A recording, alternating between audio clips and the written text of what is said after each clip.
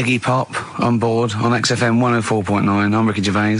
Steve Merchant here as well. Yeah, little Karl Pilkington. Well, to reintroduce or introduce people for the first time to Karl, I think we should have a... Yeah, maybe sort of a quick Q&A, Karl, and we don't need sort of lengthy answers from you. We don't need lots of detail. You know, it can be just a couple of sentences. Just to get a flavour of who you are. Yeah, so firstly, name obviously Karl Pilkington. Age, Karl? I'll be 30 next month. Really? This month? No, next. Where are we? I don't think we need to ask any more questions. I think we've done it. That's it. I think we've Welcome done it to the world of Karl Pilkington. I think that... Oh, I thought it would take 3 or 4 I questions thought it was going to be at least, to really explain that was the first question. Absolutely God. incredible. But you know, we can't really leave it there because we haven't got enough else to do to fill up the 2 hours. So let's pursue this line of inquiry. Yeah. Age? What was the age, Karl? In a couple of months. When were you born? I'll be 72. Right. What month? What day? I'm on the cusp. You're on the cusp of the day. Well, 23rd of September. Okay. 72. So anyway. Okay, right, good. And you were talking there about, obviously your star sign where you're on the cusp. Yeah. You believe in that, do you? No. You don't believe in star signs? No, not really. But you do believe in ghosts, I understand. No, because paranormal. but the star sign thing, you've got how many different star signs are they? 12, innit? Right, and then you've got like loads of people. Yeah. So you do the math. So they're saying that, you know, there's only 12 different sorts of people in the world. Exactly. That's exactly right. It's made up. It's made up nonsense. It's non-science. It's pseudoscience. It's yes. It's hairy man and dyed hair woman science. Yes. Isn't it? All right. Yeah. Have you ever done anything in a play, Pilk? We know this, Karl. You've performed. Just did the talent show, didn't I? Yeah. Oh, the talent show. Yeah. Remind us of the talent show. That's when I did Walk Like an Egyptian, dressed up as a woman. Yeah, yeah. And did me magic trick. Oh, that's that. Is it an egg? The egg one. Yeah. What was the egg one again? When actually I've ruined it now saying the egg one, but I went on stage with like an hanky. Yeah. And I said, at this point I was dressed up as a caretaker in it. Sure. Don't know why, can't remember. No. I was stood there with this hanky over my hand. Yeah. And I said, right, you're going to love this one. Yeah. I said, I'm going to make a bird appear in front of your eyes, right? Yeah. And I'm like, oh God, what's he going to do? So I'm stood there. Yeah, I'm sure they did. Pulled the hanky off. It was an egg. Had an egg, and I said, oh, it hasn't been born yet. That's brilliant. They loved it. Yeah. Yeah. Wow for it, did they? Round of applause. Yeah. How old were you? Was that you were like 17? Was that apart from your paper round? Was that the high point of your life so far? Is that the what's the no? I didn't really. Karl, want to do I'd like to see you take that on the road, or maybe at least up to the Edinburgh Festival next year. Karl, we're going to play a song now, right? One of my great track, "Watch That Man," off one of my favourite albums, "A Love Insane" by David Bowie. But during that, can you think of a couple of things for me? What's the best thing that's ever happened to you? Can you think about that for 3 minutes? Me and Steve will leave you alone. Just the best thing that's ever happened to you. Remember and think that is amazing. Yeah, can you do that? Play the record. I tell you what. What? You've just reminded me. What? Weird stuff going on in the But world. it wasn't a baby, was it? Maybe it was a baby. Maybe it was a baby, but it had water on it, everything. Well, listen, right, this was a kid with a big head, as far as I'm concerned. He wasn't a baby. But we know what he's got, everything's sorted. But other things, right, that are weird in the world, Yeah, do you know, you're Karl. always like, you're going on about, there's no ghosts and stuff. Yeah. Right? How do you answer this one? Yeah. Someone here who I work with, Yeah. right, I'm not going to say the house, it doesn't matter, but they were eating, space cake, right? What do you mean by that, Karl? Explain. What's a space cake? For people who... It's some sort of druggy cake, isn't it? Yeah. Right? A dope brownie or whatever, yeah. Right. So something with cannabis in it, is that what you're saying? I think it's something stronger than that, isn't it? I don't know. But anyway, he was having this space cake, and... You better give me the name now, Karl, because I've got to report him. No, listen. It's only... No. It really doesn't still, matter. No. Is it Sturgis? Was it Claire Sturgis? Yeah, She let's say wouldn't it bother. is. She's gone on to hardest. She doesn't Sure, bother with yeah, those. she's just It jacked straight up. doesn't do anything to her now. Straight to the vein, yeah. So listen, right, so he's at a party, right, Yeah. with his mates, and they're listening to the Star Sailor album, right? Right. And he's sat there, and he's had some of this cake, Right. and he's listening to the album, and his mate sat across the way talking to someone else, right? That's weird. The album's on, and he thinks to himself, this track's going on a bit. Yeah. And his mate across the way, who was talking to someone else, Heard him say it, and he goes, yeah, yeah, isn't it? yeah. So he goes, oh. Right. And he goes... See, usually at this point, I say, had this bloke taken drugs, but you started the story with this bloke No. had done some drugs. Since, right, Rick? No, if he was here now, right, he would say, yeah, I know it sounds mental, Yeah. but it happened. And it wasn't just a one question. It wasn't just like, oh, this track's a bit long, innit? Yeah, it is. He had a whole conversation. A whole conversation with the guy. And sorry, I just want to clarify. You mean he had the whole conversation telepathically? Yeah. Right. He didn't just shout across the room. And they've recently met up and they've sat there and tried to work out what happened. And it's never happened. Presumably they didn't have to talk at all anymore. Yeah. Why did they meet up? Couldn't they just in their own homes? Just stay at home. Do they have to have that cake before they start having a conversation? Hold on, wait a minute, lads. Why are we using our lips? Yeah. This is using way too many. Oh, take them. There you go. My only question with that is, being skeptics like Ricky and I, whenever we hear a story like that about the paranormal, the first thing we always look for is maybe some other explanation. Yeah. Maybe one vague idea. Lying. Could be lying. Chinese whisper. As I think you pointed out, there are drugs. It's often an issue as well. Madness. Fear. Delusion. Sleep. Yeah. You know, there are so many things you go through. I'm going to go with the drugs before your dead grandmother pops into the equation. I'm going to go with the acid. Right, tell the other story that you totally believe this as a true story, don't you? The fella with the being killed.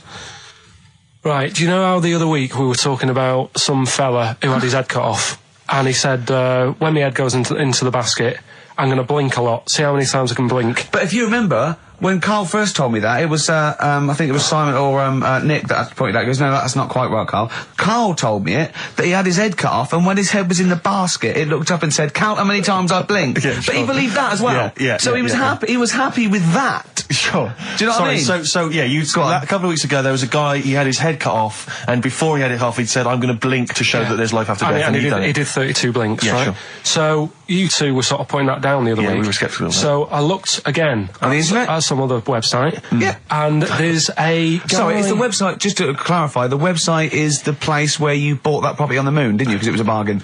Right. So, this guy... Been gazumped.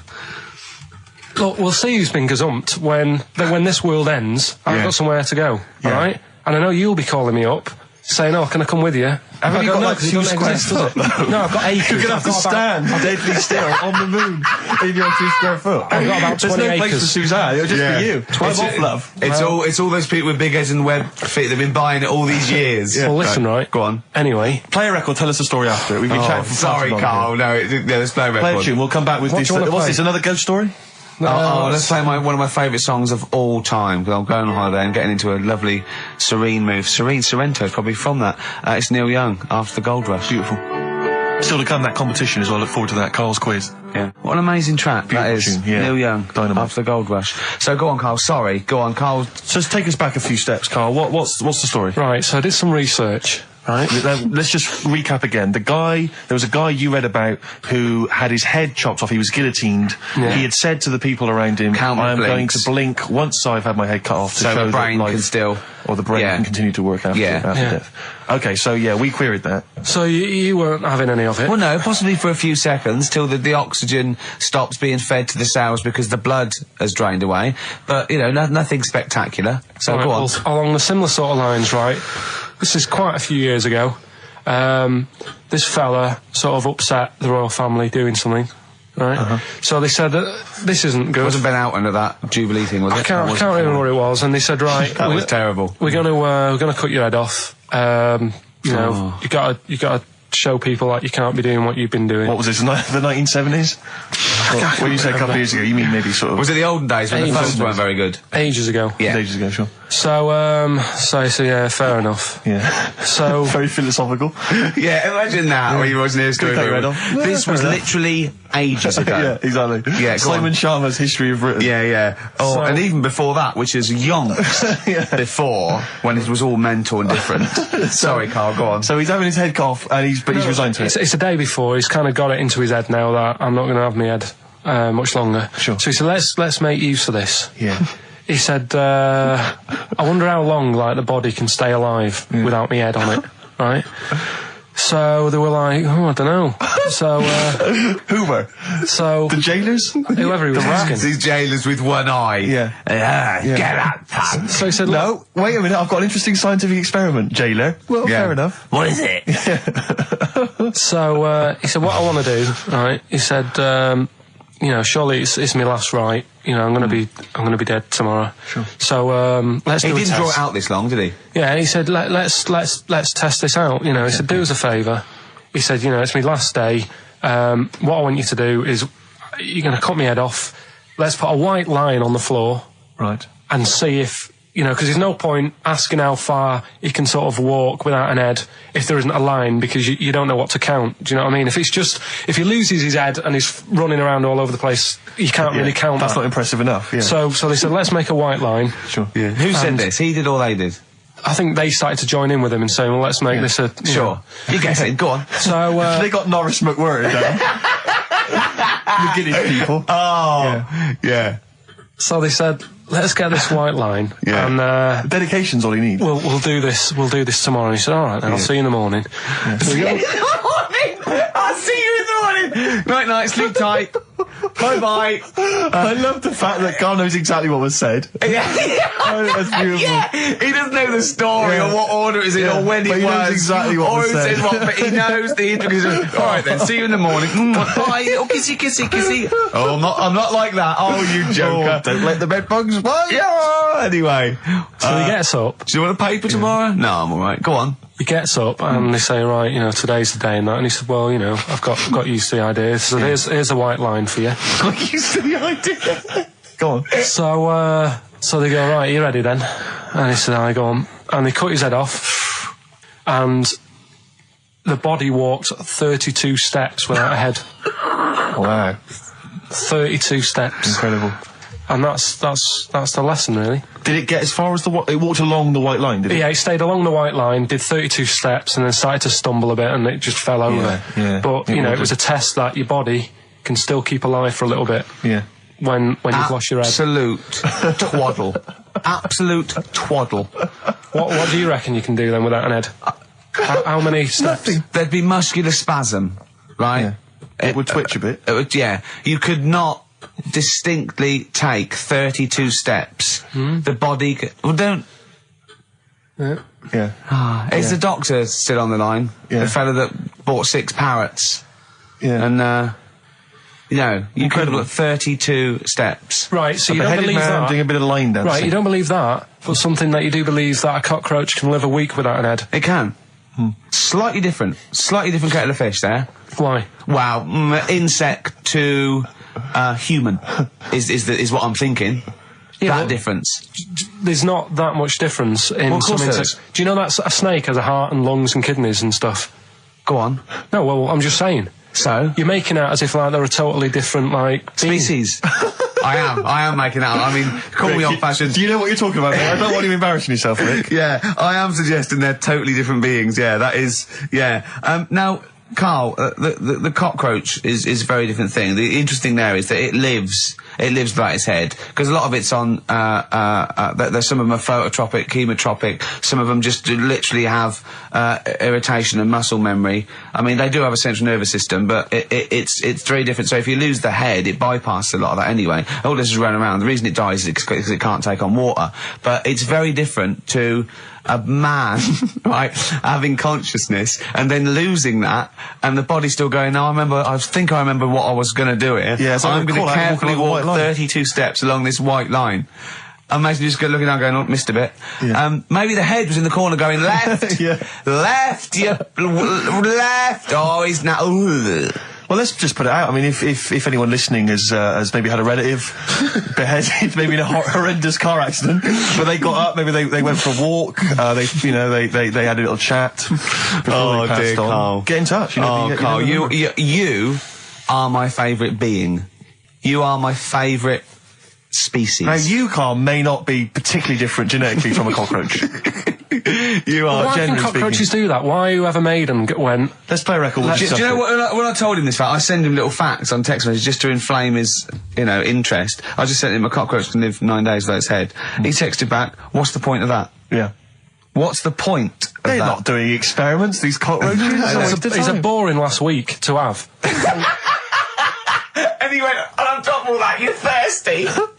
So it's the worst week of your life, isn't it? That week without your head. Play a record. Play a record, Carl. Competition time next. Oh. Look at his little face. Look at his little You've not heard face. Carl's competition. Oh, he could do with that, Ed. Strokes. Someday. I'm already annoyed. I've been I'm in here a bad 3 mood. minutes and I'm already annoyed. Yeah. I'll bring back Claire, I'll tell you. No, it's not his fault. It's It the whole is. place. The library's shite. I tried to get. Oh God! I had to go to Capital Riding. Chill. Fancy that. I had to go to Capital Library to get a couple of records I wanted. Right? Place is falling apart. The email's not working. It's so shoddy. He's had 2 weeks off. I'm on holiday. I mean, they might as well bulldoze this, honestly, because for all the, It is ludicrous. and we get paid peanuts. You get paid, do you? Oh, and it really annoys me. We have to fight. Oh, anyway. Anyway, just calm down. 104.9. I'm Ricky Gervais with me, Steve Merchant and Hello. Karl Pilkington. Karl, you're back. All right. How was it? What, the holiday? Yeah. Well, it wasn't all fun, was it? Because my dad was in hospital. Oh, but he wasn't during the holiday. Not during the holiday, though, was he? You came back from holiday and then found that out, didn't you? Yeah, but it happened when I was on holiday. Did you know that, though, when you're on holiday? No, because I didn't take my phone with me. Well, that's the our weird question. thing is, Yeah. I got a feeling when I was sat there, because it normally happens. It wasn't a nudie speech, was it? When I first went away, You saw that old fella with his packet out. when I went to Ibiza, right, I had a feeling, and I called home. My dad had punctured a lung. When And you this say you had time- a feeling, what do you mean, a feeling? Just like, I should call home. There's something not right. But this That's a time, very I thought, specific feeling. How did that manifest itself? How did you get that? What kind of feeling? Is that tingling thing? I'm getting a bit of a lung feeling. Yeah. A bit of a dad lung feeling. That feels like a punctured lung. Hold on. anyway. But anyway, the holiday was good. We talked about it last week. Well, now, but- let's probe Carl about his holiday, because Okay. that's the sort of thing that audiences will stay tuned for, Rick, I'm pretty certain. Yeah, To sure. Find out about You know different more things. about this radio business than me. You know, That's true you enough. hooked them already. Indeed, yeah.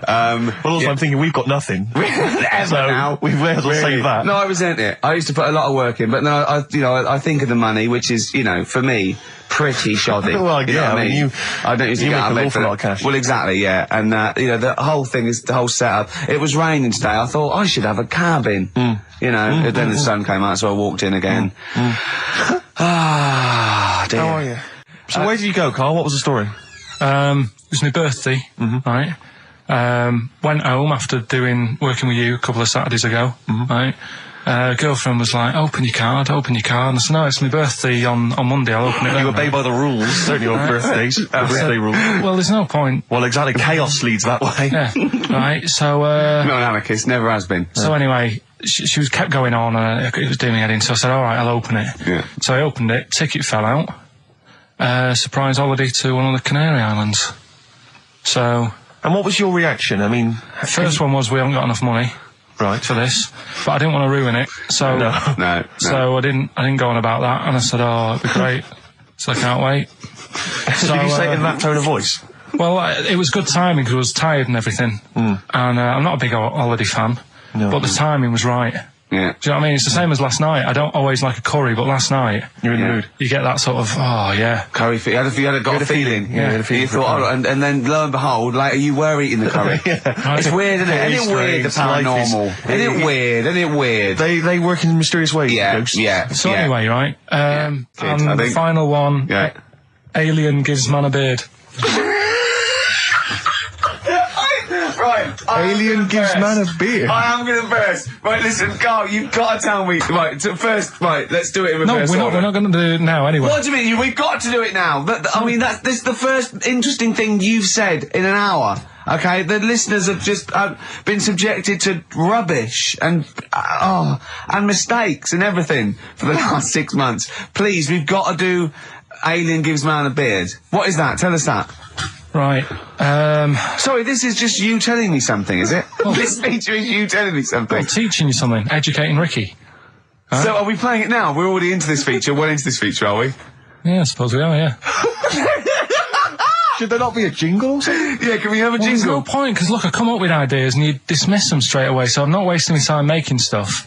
Right. If you don't like well, okay, it. let's play Educating Ricky. Right. Brilliant. Go. Right. Right, so- Ding-a-ling-a-ling-a-ling-a-ling. Educating Ricky.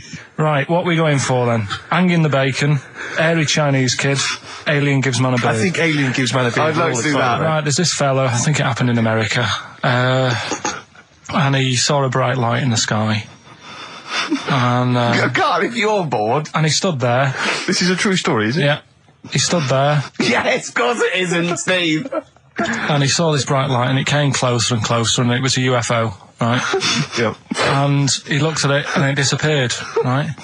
And he gets back in his car, He looks in the mirror. and he looks in the mirror. Yep. He's only got a beard. He has. You sure it wasn't someone else who got in the car and he was still standing out there? Right? What? And it turned out, Yeah. he got home and said to his wife or his girlfriend, it's a bit weird.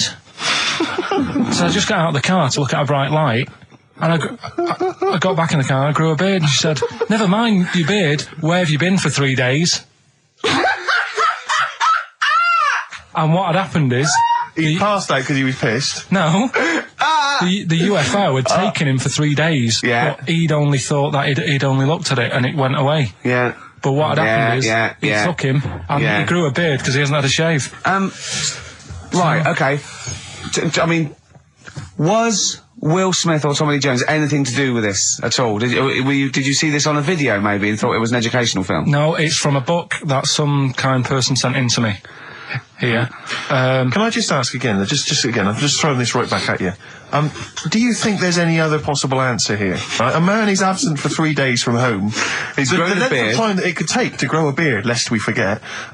What if he hadn't actually seen a bright light in the sky? What if he was been lying? What if drunk? he was lying? He got knocked unconscious. He'd had a car crash. Just any lying. number of No, other things. just lying. Or he was just lying. Yeah, he'd been on a bender, getting pissed for 3 Yeah, days and that with was his his mates. excuse to his wife. And they went, Dennis, what are you gonna tell your wife? Well, wait a minute. Wait a minute. He's not going to believe I was out with you, lads. Just say you're only away for a minute. No, she didn't know I wasn't away from it because of the beard. Oh yeah, look, it looks like you've been out for 3 days. Well, we have. That's Exactly. right. Okay, we've got to cover that then. Alien abduction. Great one. Okay, let's try that. Do you see? That's a little scenario there that could have been played out. So when you say educating Ricky, what have I learnt from this? Never listen to you again. That's all I've learnt so far. Never listen to you. Yeah, we'll add a little bit more in here, right? To Well, spice this no. up. What do you mean? Add a little bit more. We'll add a bit more to this what I'm educating you about, Go on. right? There's only a law in America that says if you touch a UFO, you're going to get done. Now, why would they make a rule? I don't know that. Do you know, like all their rules have a code? Carl, I genuinely do not know what you're talking about. Right? Do you know, like how here they might have? Do you know I what? have no idea. Right, Okay. Do you know, like over here? I'm listening to Capital and these headphones. I got Foxy on from yesterday. Right, let's bin that. No way, it's great. No, I want to hear about Airy Chinese Kid. let's play a tune. And Okay, then come play a back with tune, Harry come back with Chinese Chinese Kid. Kid, Right, definitely. Some doors. Yeah, I Yeah. just thought I'd go back, Oh. take it back to the 60s. This is a tune that a friend of mine sent If me. you touch a UFO, you get done. Soul Kitchen from the Doors. Shambles today. This. Right, okay, educating Ricky. What have we got? Airy Chinese Kid, go on. Right, yeah. This is the. I didn't want to do this. What do you mean you want to do it? Well, I wanted to give you three, and I gave you one. It was like the alien man gets a beard or whatever. Yeah, And- which was total rubbish, so this one should be better, maybe. Hairy Chinese kid. Right, well, we've talked about hairy people in the past. True enough. Haven't we? Yeah. You know, the little kids who grew up in woods and hung around with wolves and that. Yeah, again, you're confusing it. Yeah, they're not, there were some people that were born very hirsute. They were not the people who were brought up with wolves. Yeah. You just put that together in your Homer Simpson type mind. Right, well, this is like a sort of close to that sort of story. But the weird thing is, right, Chinese people aren't that hairy as a nation. No, seriously, that's a well-known fact. They don't have that much body hair and stuff. Okay. So this little kid who was born over there, he was like covered in stuff. Was he? And it was only his nose that wasn't hairy. The rest of his body was caked in hair, right? And his hair sort of... What sort of hair was it? Was thick hair. No, what I mean is, was it sort of like a pony's mane, so he just looked like an Ewok? You know what I mean? Just like hanging down sort of straight, dark hair. In the picture, it looked like it grows from his eyebrow. It grows from his eyebrows quite thick, and then it just goes all the way over his head. You don't think it was just really long eyebrows that he'd done a comb over? No, it was all over his body. It had a picture of like his back and that. Yeah. And had he styled it? Had he styled it at all? Did he have it in a quiff or? No, it was just hanging all over him. Yeah. And they were like, you know, this is a bit weird happening in China, where we're not normally that airy. That was the scientist speaking there. And the local press and that were getting him down, calling him monkey boy and all this. Oh. And thinking Chinese press. But the doctor, yeah. Oh, they're cruel, aren't they? It's like those game shows. That's Japanese, isn't it? Yeah. That's what. Yeah. And the doctor said, I was Carl talking through all that time while we were just like talking to each other then. Because I turned round and I still saw he was talking. Go on. So anyway, the local press came in to see the hairy boy, the monkey boy. Yeah, and they were like being tight, taking the mickey out of him, and the doctor said... throwing him nuts. Said he's only airy. Said he's a healthy young kid. The only faults he's got is he's got a little bit of eczema and a boil. And he said everybody should just treat him the same, and I think he grew up a healthy kid. Yeah, so that's the end of the story. That's not a story. Why? But I've got nothing. I don't know what to say to that. So someone in China was born slightly hairier than the rest, and he was normal apart from eczema and a boil. That to me isn't a story. But if it is, I've got a million. I mean, it's sort of like bloke from Manchester went a bit bolder than the rest, got a job on radio. He was normal. I mean, that's not a story, is it? Do you know what I mean? All right, then. You know, I won't be telling anyone the bloke got in the car and he had a full-face beard. Why has his car been towed away? Because it was a quiet road. It wasn't in the way. So. Are you filling in the blanks again? That wasn't in the book, was it, that you read? See, that's the thing. Sometimes I think you make up bits of the story as though they were fact. That doesn't seem right. Well, that's all you can do, innit? So that's educating Ricky. Will we? Brilliant. Do that next week. That is brilliant. No, I think that was good. I did. I mean, I enjoyed that. I learned something from that. I mean, I want to get. I mean, this is all from one book, is it? Yeah. That's an interesting book. With the, I don't want to dwell on it, but with the hairy Chinese kid, what did they say about that? What was the, I mean, was it once there was born a kid who was slightly more hairy than everyone else? But yeah, it's all right. He only had a boil. Oh, how did they word it? How did this capture your imagination? It was a picture that grabbed me first of all. Yeah. Sure. And it was like, God, what's up with him? And that's when I read it. Did you see the boil and the eczema or just the hair? No, you see, because his face is like, just under his eyes is sort of nice and smooth, and his nose is sticking out, and that's not hairy. But the rest of him, it looked like he had the sort of a balaclava on or something. And then I read on, and it's like, this is a hairy kid in China. Yeah. Yeah. So. Yeah. Okay, good. Anything else in there? Because, I mean, I like that. No, we'll do more of that next week. How is that alongside, hanging bacon, alien abduction, a hairy Chinese kid, and, a little interesting fact about the derivation of a phrase? What do you mean? He didn't understand a word of that. I knew the word derivation was going to cause problems. I thought derivation shouldn't have come out. I wasn't disputing. He's all smug because he just had a phone call. That was Beck, lost cause. Go on, tell him why you're all smug. Because Adrian just called up. Yeah. After hearing the story about the Chinese kid. Yeah. And he said, yeah, that's true. He said that there was a TV programme on it. Yeah. He had a chromosome defect. Yeah. And it made him hairy. And his mum and dad used to have to shave him. That wasn't in the book. But, thinking about it, that's not a good move anyway, is it? Because they say that for women, if you get a few hairs on your top lip, don't shave it because it'll grow back thicker and faster. So they should just let him. They should have just said, well, let's see how bad it gets. But if they went in there straight away if he came out as a baby and a little bit hairy, they should have left it for a little bit. But Adrian called up and said, yeah, he was hairy. He was all but right. We weren't disputing there was a Chinese kid born slightly hairier than the rest. We were disputing the fact that you didn't actually tell us a story. You just told us. And what we are selection of disputing facts. is that man was abducted by aliens for 3 days and grew a beard. Yeah. That's definitely not true. No. We don't know about chewing the fat, but it sounds quite viable. Yeah. You see, the difference is between me and Steve and you is that what we believe isn't random. Do you know what I mean? It's not random. The things that We don't believe stuff just because it's interesting. it's not every other thing we believe and every other thing we don't. We Well, I sort of think Carl believes stuff if it's interesting. Yeah, I know. Yeah. If he thinks, oh, intriguing. Fact. I'll tell you something I do know, Go on. right? But I can't really get a question out of it. Go on, just tell us. There's a shadow somewhere. It's already good, isn't I'm loving it already. No, right? There's a shadow. I think it was in America. Yeah. And it's on a quiet road. I'm guessing somewhere like Boston. That's what I imagine. Okay. Right. No. Somewhere like Boston. And people at night used to see this shadow moving about. And they'd go, what's that? Right? And it got known, the town, the little local town got known for this shadow, but it didn't cause any problems. People What are you used- talking about? Well, it was Just like- you lost me. What are you talking No, about? do you know like some places get famous, like Scotland's got the Loch Ness Monster and that, but it doesn't go cause on, any. yeah. But it doesn't cause any problems. It doesn't exist, go on. Right, so there's this shadow walking about on the road. And, What do you mean? No, what's he again? Rubbish. Right, so it's walking Nonsense. about. Where did you read this? Where did you It's see walking this? about. This was on the internet, and I'm Oh, sure. sorry. Sorry. Right. I thought it was shite.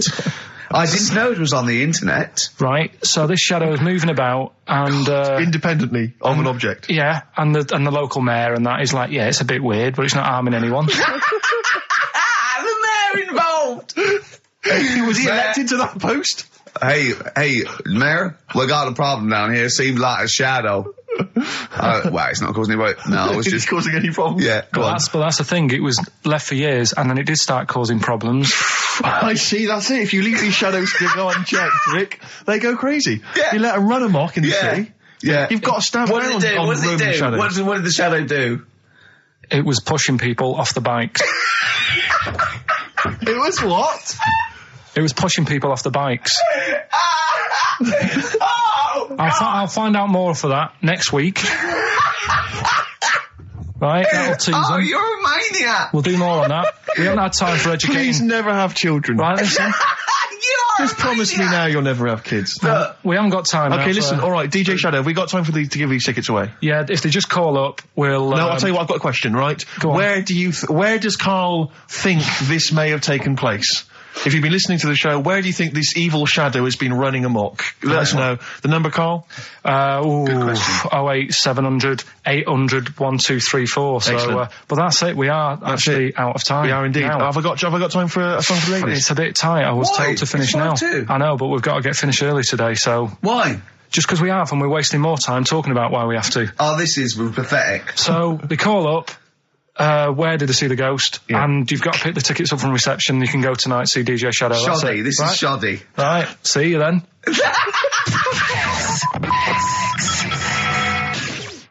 Oh, Foo Fighters and All My Life on XFM 104.9. I'm Ricky Gervais, with me, Stephen Merchant and Karl Pilkington. So,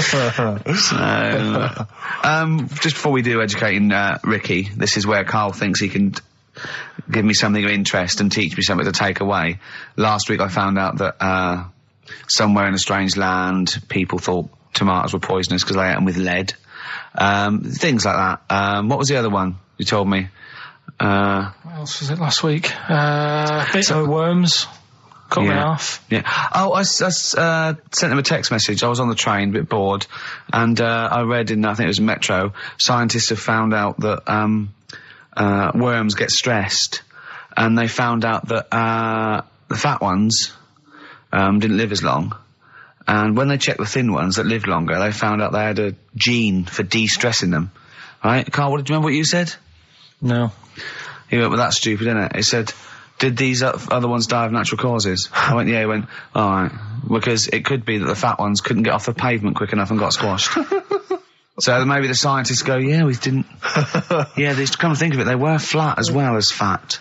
I think the reason that the worms are getting stressed is because people like Carl are cutting them in half to try and make 2 steaks. Yeah. Yeah. Two worms. Yeah. That's the concern. he said they can't even commit suicide if they're stressed by cutting their throat. I also sent what I thought was quite interesting, that the scientists have found that the elephant hasn't got the best memory. The sea lion has, based on they've got a sea lion, and they got it back into the old laboratory 10 years after it taught it a simple trick, and it could still do the trick. What did you say to that, Carl? I'd say they don't get up to much anyway, so if you do teach it something, it is going to remember it. Sure. Because it's got nothing else to do. Yeah. And then it also, I mean, I like sea lions, they look nice and everything, but what do they do? What was that? Sea lions? Yeah, what are they here for? It's another jellyfish, as far as I'm concerned. It's like, it's there and people know about them, but what do they do? Yeah. What do we do? What do we do, Carl? Well, what do we do? A cat, first, Steve said, is good for your heart. So why is it all geared to what's good for us? Well. Anyway. Educating Ricky. Good, we've settled that then. Go on. The titles that are meant to sort of pull you in. Yeah. We've got, what was it? Stocking, Aitken and Waterman. Yeah. You've got It's Not His Vault. And Get a Load with This. Get a load with this. So, which pun do I pick first? I think I'll go for Get a Load with This. Get a lobe of this. Yeah, get a lobe of this, yeah. Well, that's a story about a girl who, she was deaf, right, for 4 years. And, it happened quite a bit back this. What year? Or was it, I think it was ages ago, was it? About, yeah, quite a bit back. She was deaf for about 4 years, having an argument with her mum, it said, which I didn't quite understand, because I don't know how they do that. Yeah. But she was having an argument, and a man pushed her against a wall, and she banged her head, and her hearing came back. Okay. Was she wearing a Walkman, and it fell out? And she'd realised, There's no explanation. There's no explanation? Well, why is that teaching me something then? So I knew you'd say this, right? So I thought, right, I'll stick something on it. Do you know that bees are deaf? No, you can't just, no.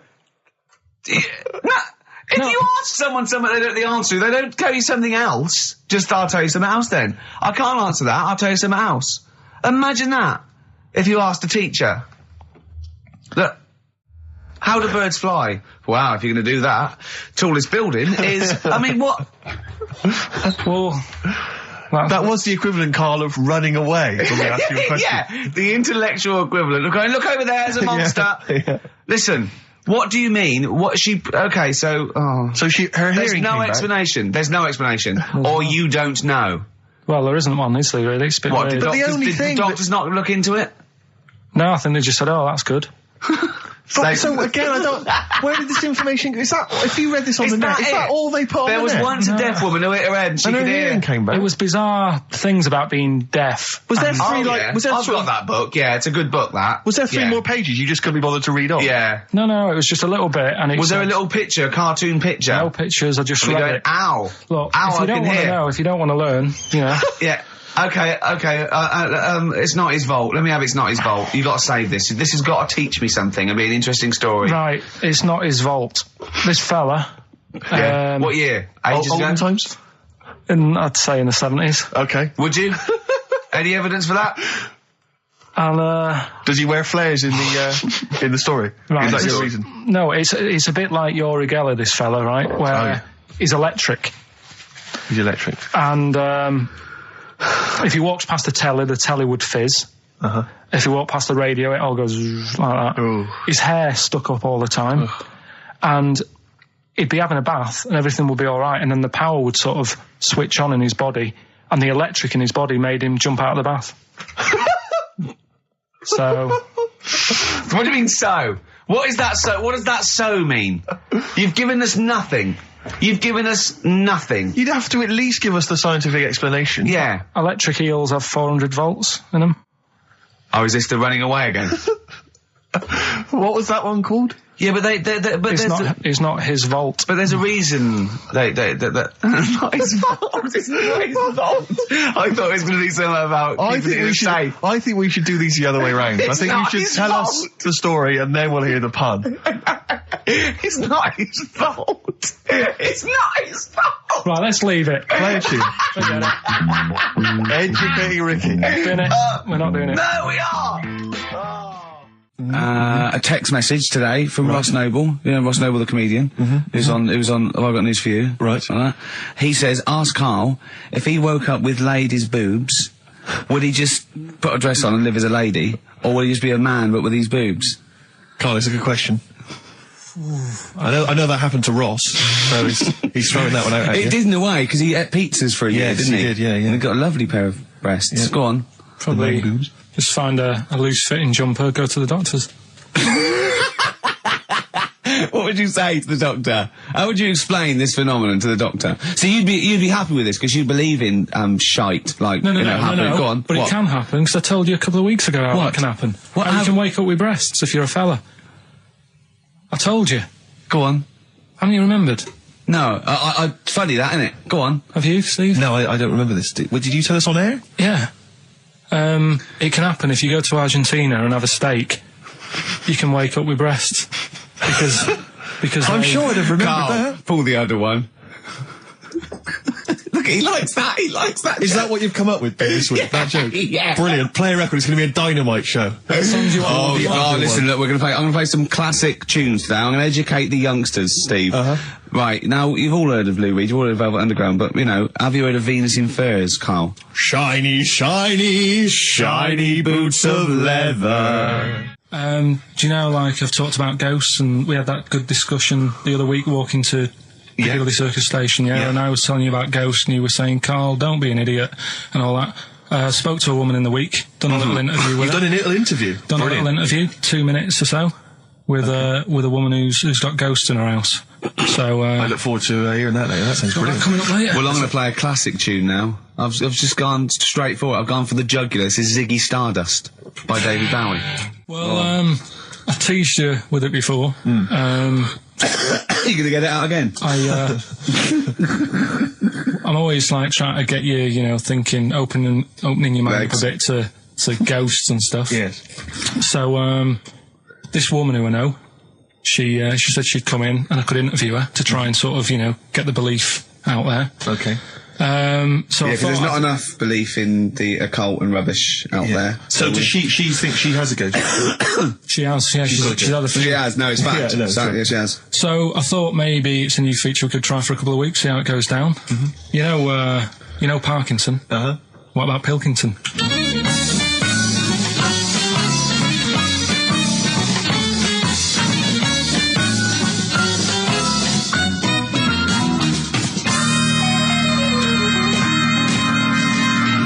Welcome to Pilkington.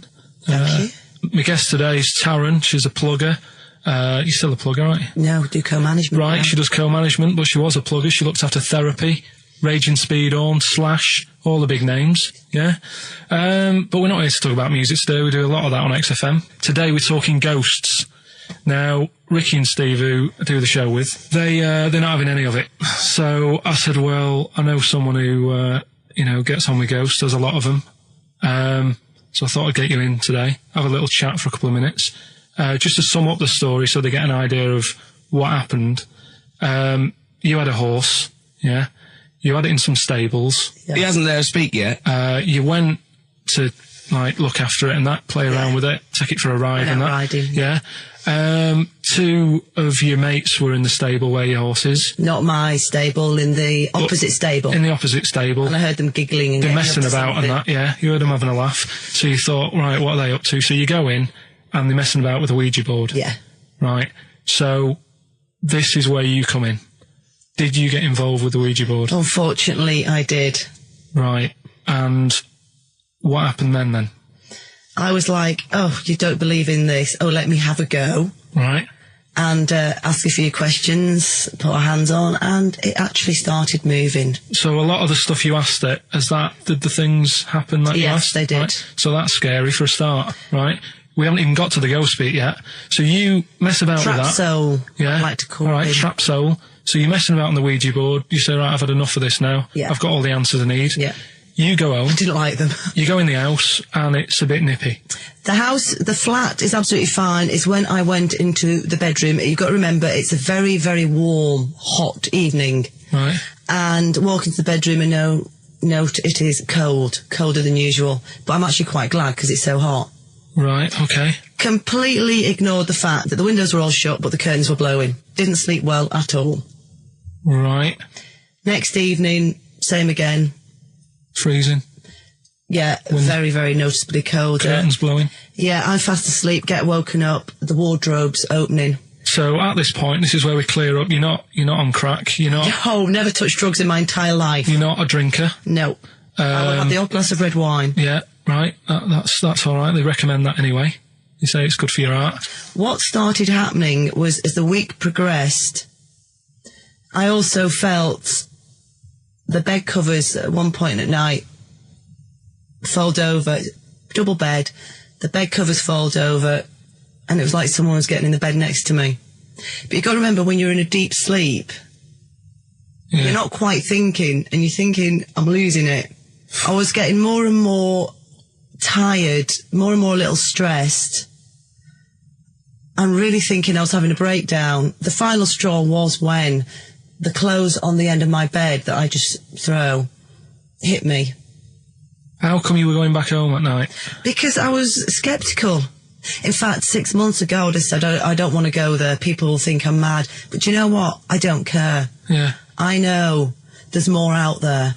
Well, brilliant. Well, cheers for that. And thanks for being a guest on Pilkington.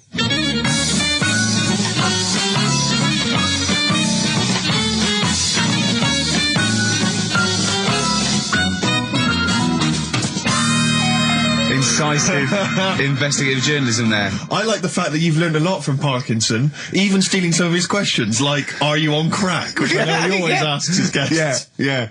I like the fact that when she went, I don't know, I have the occasional way, he goes, well, that's all right for you. Good for your heart.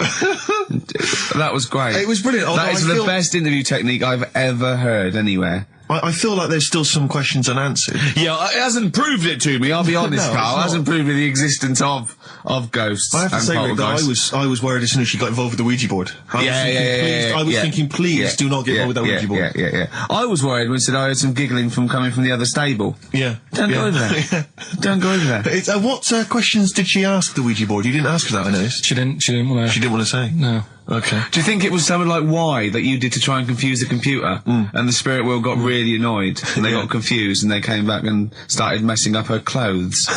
But what do you think then? What do you mean? What do you mean? What do I think? What do you think? What about what? There's nothing I can answer there. There's nothing I can answer. All right. She said. Well, I'll just keep saying I don't believe in the existence of ghosts because of the impossibility. Right. Now, when she said, I mean, the interview I did for 50 minutes. You did for how long? 50 minutes. 50 minutes? Yeah, we might use that at Christmas or something, right? But the thing is... Well, that's the best you got out of 50 minutes. They're the highlights. No, MTV are not going to call again. I'll tell you what, right? It did get a bit dark, and I didn't want that sort of stuff going out. Saturday afternoon, yeah. But I can understand the heating thing. I said, well, you know, in the full interview, I was saying, you know, that could be anything, couldn't it? Heating broke or something. Now, she said what else was she talking about? Someone got into the bed next to her. Yeah, I mean, I sort of said, well, you know, how did that happen? Yeah. And she couldn't explain it herself, but I said, but it did wake you up. Maybe you're a little bit sort of, still. Although the only explanation I can think of, if she didn't actually see anyone, is it was a ghost. Yeah, well, she's probably got a ghost getting in bed. But what about cupboards opening and shutting? See, again, the only explanation for that is a ghost. Yeah. I can't think of anything else. Play a record. It's got to be a ghost. It is ghost. I think you've proven it to us. Yeah. A spirit. Yeah. Street spirit? Yeah. Nice. Street spirit. Radiohead. So, turns out ghosts do exist after all, Steve. A woman what Carl knows proved it. I've got egg on my face. Yep. On XFM. Instantly, Rick, I should just encourage you and everyone else listening. I've got egg on my face. Is that what you're going to say? Yeah, I've just been eating an omelette. James Randi, a hero of yours and a hero of mine. Yeah. He's on TV this week on Horizon. I think it's maybe Thursday. Check press for details. Trying to expose the nonsense that is homeopathy. Oh, yeah, I saw that, yeah. So, I look forward to that. Do you know what that is, Carl? Oh, go on.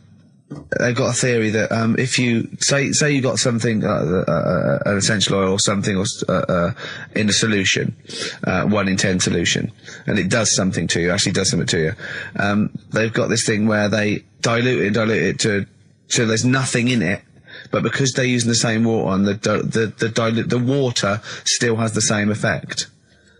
It's sort of like a placebo that works. That's the sort of theory of it. What time's that on? I checked the papers, but I think it's sort of 9 o'clock Thursday, something like that. It'll be interesting though, Carl. It will be interesting, mate. Trust me. And a boxer that is in peak, with that, basically, you've seen the ones, they just look, like Bruce Lee. Yeah. They're 8%. 8% fat. So, is that good for you? Well, I don't think it's that bad for you. I mean, you need a bit of fat. Bruce Lee supposedly, there's so many rumours, I'm sure you're fascinated by them, Carl, conspiracy theories surrounding Bruce Lee's death. Yeah. One of which is that his body was, it's at the peak of physical perfection. He had an aspirin because of a headache. And it reacted with his, because just the impurities in the asprin killed him. Yeah. Yeah, because it's sort of like quite interesting and a bit weird. Yeah. Yes, that's fact. He'll have, Well, are you aware of the fact that supposedly he actually cheated death, he actually faked his own death so he could work undercover for the Hong Kong police? Are you aware of that? Yeah. Do you believe that as well? Not so convinced. Dunno. Do you believe he could kill a man by putting all his energy into a trembling hand and touching him and every blood vessel burst?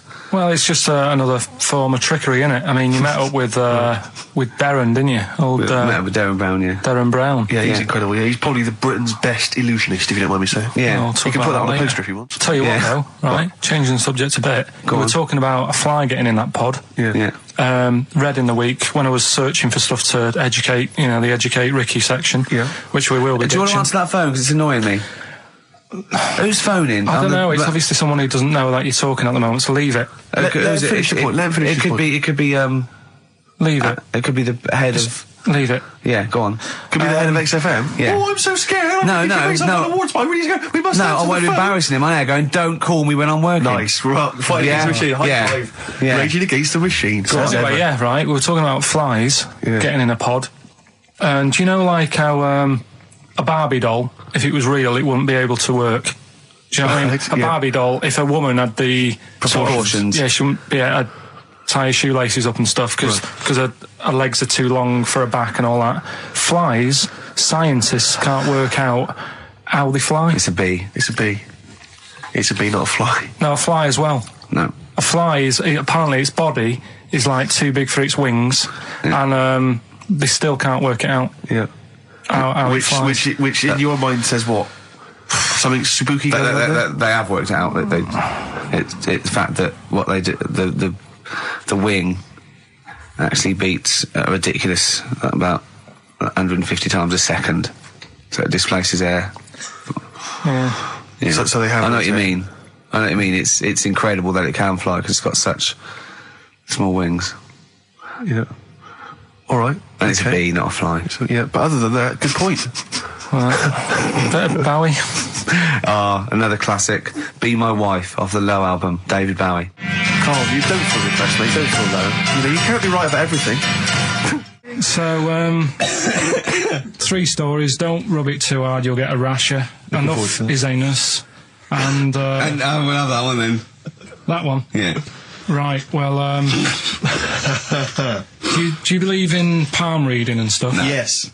Sorry, yes. Yeah, of course. Sorry, I forgot. Yes, of course we do. Right, well, there's a fella who, he used to do palm reading. Oh, yeah. But a lot of people, he found that when he went up to him in the street and said, do you want your palm reading? He was like, a lot of them were like, I'm a bit ashamed of my nails and stuff because they're a labourer or they're a cleaner or something like that. I know a lot of labourers are slightly embarrassed by their nails. Yeah. No, but... Yeah. So if look at my bloody hands, Reg. Well... That's that hod carrying. Did I ever tell you that? Did I ever tell you that I got picked at school to make tea and serve biscuits to old people because I've got good nails? No, go on. Is there any more to the story? Well, that's about it. I mean, we used to do like, I think the head teacher must have been getting something, maybe getting his mum in there for free or something in this old people's home. So he offered the kids at the school, he said, right, all sit at your desk and put your hands on the table. And everyone did. And he walked past me and he said, not bad. And he said, you've got the afternoon off. You can go and serve biscuits and tea to the old people. What did you say? I said, all right then. Was that? Yeah. Good afternoon. But anyway, what did he do? He just sort of walked around and went, you all right? Do you want bourbons or digest? I bet you get on with old people, wouldn't you? I'd love to see maybe Especially the senile ones. yeah, no, but I'd love to see you on VH1, just in a link. They just go, you know, they've just played Robert Palmer, right? And it comes to you in a little park, and you just sit next to an old lady, go, alright? And you go, yeah, not too bad. You go, what do you think of London? Crap, innit? And she goes, yeah, it's awful, innit? And you just have a talk, and you go, right, well, she doesn't like it, in excess. Yeah. That's what I'd like to see. I still think my idea is better, but... So what are you going for then? Oh, you've picked one, haven't you? Yeah, so this fella... So there's palmists going around the streets... Yeah, he's going round... and randomly trying to give palm readings. They're losing money, hand over fist. Yeah. Right. So they said he's what he's done. He's reading people's bottoms now. Sorry, whoa. You just I didn't quite follow that. He was a palm reader. That wasn't making money. So now he's going up to people in the street and saying, "Can I see your arse?" Basically, yeah. So from being a palmist to an arsonist. Well, they just that's what he does. He said the same sort of lines and that you get on your hand. You get them on your bottom, and he can read them. Right. Yeah, he's not a pervert or anything, or making up as he goes along. No, that's it. That was that. So, if a man came up to you in the street and said, "Can I have a look at your arse? Can I read your arse?" You'd drop your trousers, would you? No. If he went up to him and he said, "Oh, I'd rather you didn't, because I'm a labourer. I've got bad fingernails." No, that's why I've seen. That's what a lot of labourers, they're showing their cleavage. You think, but actually they're having their arse read. Absolutely. That's that's what it is. And then So is that the end of the story? Yeah. But then because... That's it. Educating Ricky is there's a bloke who reads arses. No, You're a mentalist. But what are you talking about? So, tell you things that make you wonder. You saw Darren Brown. What did he do? No, extraordinary. Yeah, I told him, but it's you should peep it. A lot of people don't realise who Darren Brown is, and he is, I think, the best illusionist in the country. We went to Jonathan Ross's house for his birthday. I didn't. No, me and Jane, and we went there, right, and there was lots of people there, and Darren Brown was there. Jonathan got Darren Brown tricks, and it was incredible. He did all these tricks, right? I mean, incredible. It was just amazing. And he did one with a bloke who was there, a friend of Jonathan's. I think his name was Ray, and he got him to give the pack. He said, count the cards. And he counted out 52 cards. Yeah? He went, think of any card in that pack. He didn't touch it yet. He's counted 52. They were in his hand. He said, think of any card. He said, what was it? He said, 3 of spades, something. He went, find it in the pack. Couldn't find it. He said, count the cards. There was 51. Right, and he couldn't find the card, and he had no idea. And we forgot about it. He went, oh, it's gone wrong, and he forgot about it. And he kept, he was going, I wonder where that card is, and he kept looking at it. Like, I found out that about a week ago, Ray went into hospital with appendicitis. Yeah? And the surgeon, as we said, there was something crumpled up. There was a thing, and it was a card. It was the card that was in his thing causing appendicitis. And when he came out of surgery, there was a card from Darren Brown saying, was that your card? That's amazing, don't you think? I mean, that's like incredible. Thing and then a crab went, I know what it is. It's a 5 of spades. It's another wind-up. Yeah, well, see, I'm not going to believe anything anymore. But that's so if I ever... You've learned a lesson! So, yeah, but say if all this goes wrong now, right? Cry Wolf and all that. Yeah. Imagine I get dropped by MTV. You haven't been asked yet. Yeah, well, whatever. Right, they short on firemen because they're always going on strike. I answer the phone, it's you saying my house is on fire. I don't know what you're talking about now, Carl. I don't know what he's talking about. I think somewhere along the line there, Carl has been recruited by the fire brigade. Did you leave that bit out in the story? Start again. Yeah, right. That's what I'm saying. Because I just wound you up about crabs, babies pushing their way out of vaginas, and Darren Brown causing the pencil. Right, yeah. Which film are you in this week? Looking at Silence of the Lambs. Right, play it. Just play it. Have we got a question? No, who cares? Who cares? Should Carl carry on? Play it. Right, Silence of the Lambs, the bit where Jodie Foster is having a chat. Good evening, Clarice. Right. Just thought I'd come and see you. How very thoughtful. Don't mind me popping in though, do you? It's just no one else is interested in the sort of things I like talking about. People will say we're in love.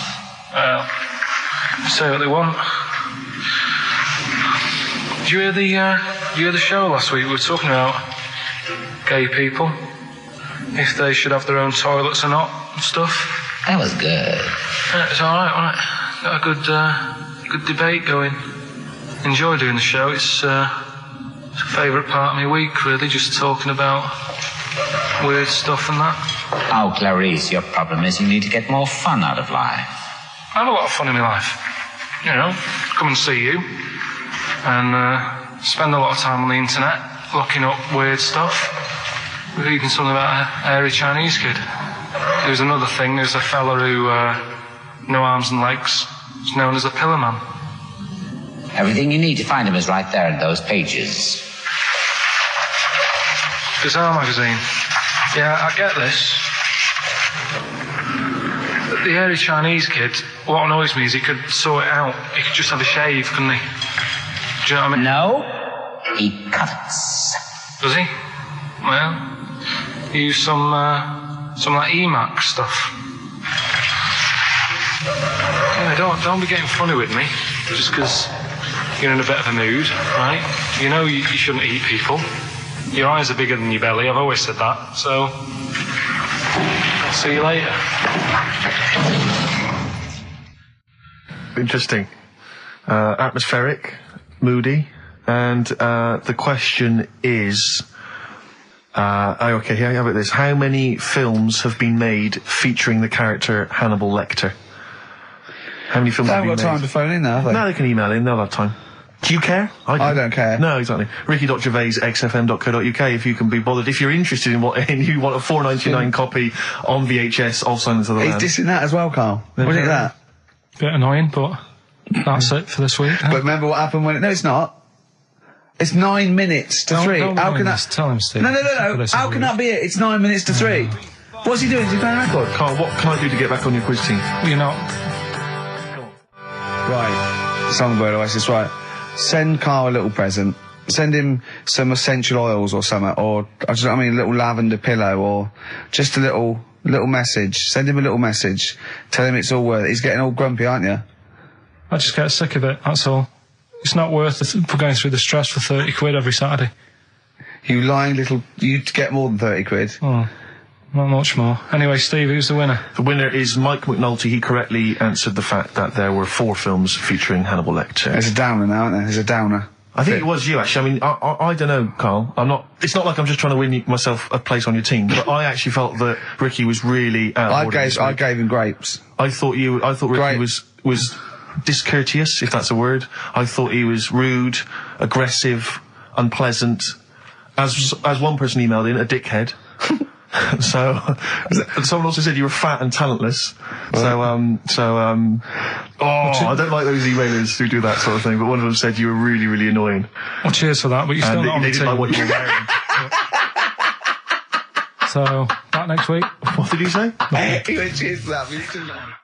Right, come on then, Carl.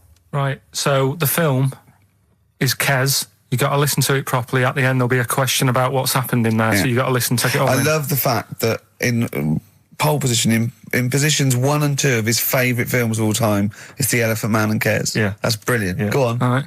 Am I leaving the mics open a bit when this is going out? or what? Yeah, let's have a listen. Yeah? All right. So don't talk then, right? Just put that hot dog down, Rick. And this is the bit in Kes where it's the teacher and he gets up and he has to Glover. talk. What's his name? Is it Brian Glover? No, it's What's the other teacher. The other one. Anyway. All right, go on. All right, so here we go. Things that had actually happened. I've got yeah. another one. What about you, Casper? Casper! All right. All right? All right. You haven't been listening to a word I've said, have you? Yeah, I heard some of it. Yeah, you Some of it? just... Stand up. Always somebody, isn't there, eh? Right, now you're going to tell us a story about yourself. What sort of story? I want you to think of an incident that happened to you sometime in the past that is true and that you think will interest the rest of the class. All right? Right. What about I work on a radio show at the weekend. Well, are you going to tell us about it? I'll just do. It's 2 hours, and it's with Ricky Gervais and Stephen Merchant, and just sort of play music and tell stories and stuff. What kind of stories? well, whatever. Like last week it was science. We were talking about this lad who was growing a knob on his arm, so it's weird.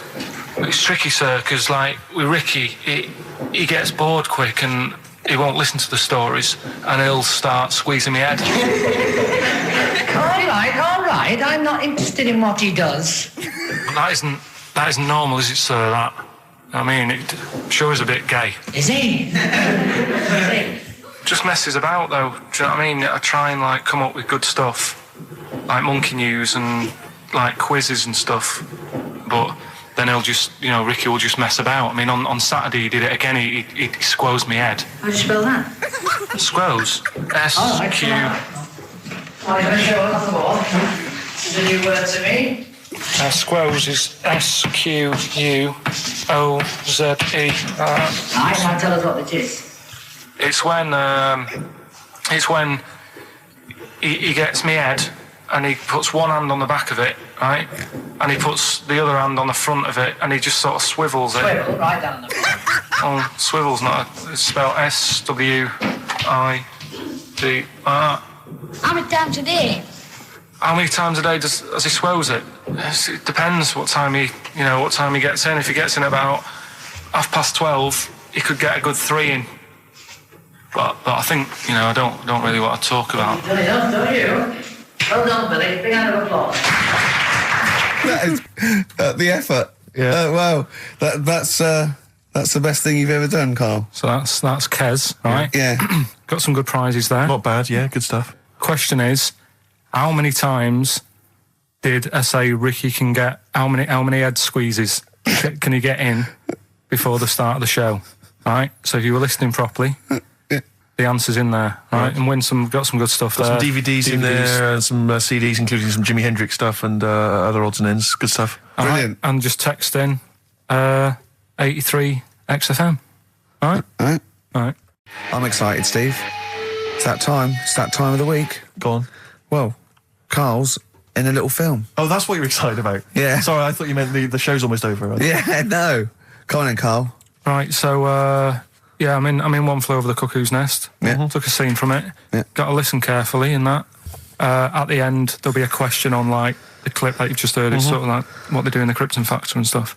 So do you want to read out the prizes? Or just yeah, little these little things. It's a couple of rock and roll albums. We got the. Why is it called One Flew Over the Cuckoo's Nest? I can't remember. I think it's explained in the book, but I don't remember. I haven't read it for many years. If someone knows, just a quick email to do. I'd like to know that. ricky.gervais@xfm.co.uk. You can win yourself, if you get the question right, the League of Gentlemen Series 3. We got that Rock and Roll Legends again, the Best of Blondie, a Nature Programme, and the Old Grey Whistle Test, Volume 3. So if you're Brilliant, over so 50, you'll enjoy that. Yeah. And just, if you haven't seen the film, it's just about, like a... What would you call it? Well, it's a guy who thinks he's going to get away with prison by going into a mental institution. It was a new experiment, but he finds out he can't get out and he's sort of trapped. And well, people know it. Everyone knows what. Just play it. Just I saw it last week, so just play it. All right. Well, you know, I've been observing you here now for the last 4 weeks, and I don't see any evidence of mental illness at all. Yeah, no, not mental. I never said I was. I mean, all right, I got an E in history, but that isn't why I'm in here. I'm in here because I had to get away from the outside world. It was doing me head in. I've been working too hard. I'm stressed out. I've been working like loads of hours Monday to Friday. I've been working on a Saturday with Ricky and Steve. Right, that's been doing me head in. People think that's a laugh when it isn't. Right? You're busy right now, are you? You got something to do right now? See, this is why I'm here today, Doctor, because he's doing me head in. What do you mean, sir? Well, he's doing me head in.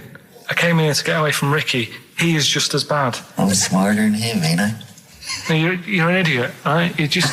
We're just good friends. No, we're not friends. And if you were a friend, you wouldn't be doing that to me, Ed. How do you mean that? Well, don't ask... Come on, I'll show you. Yes, Look what you've done.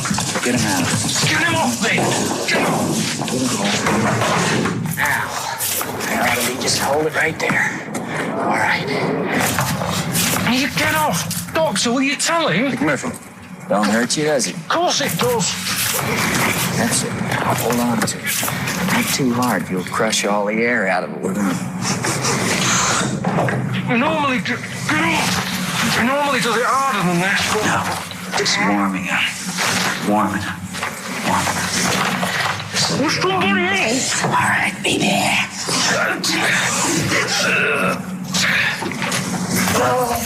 Get off!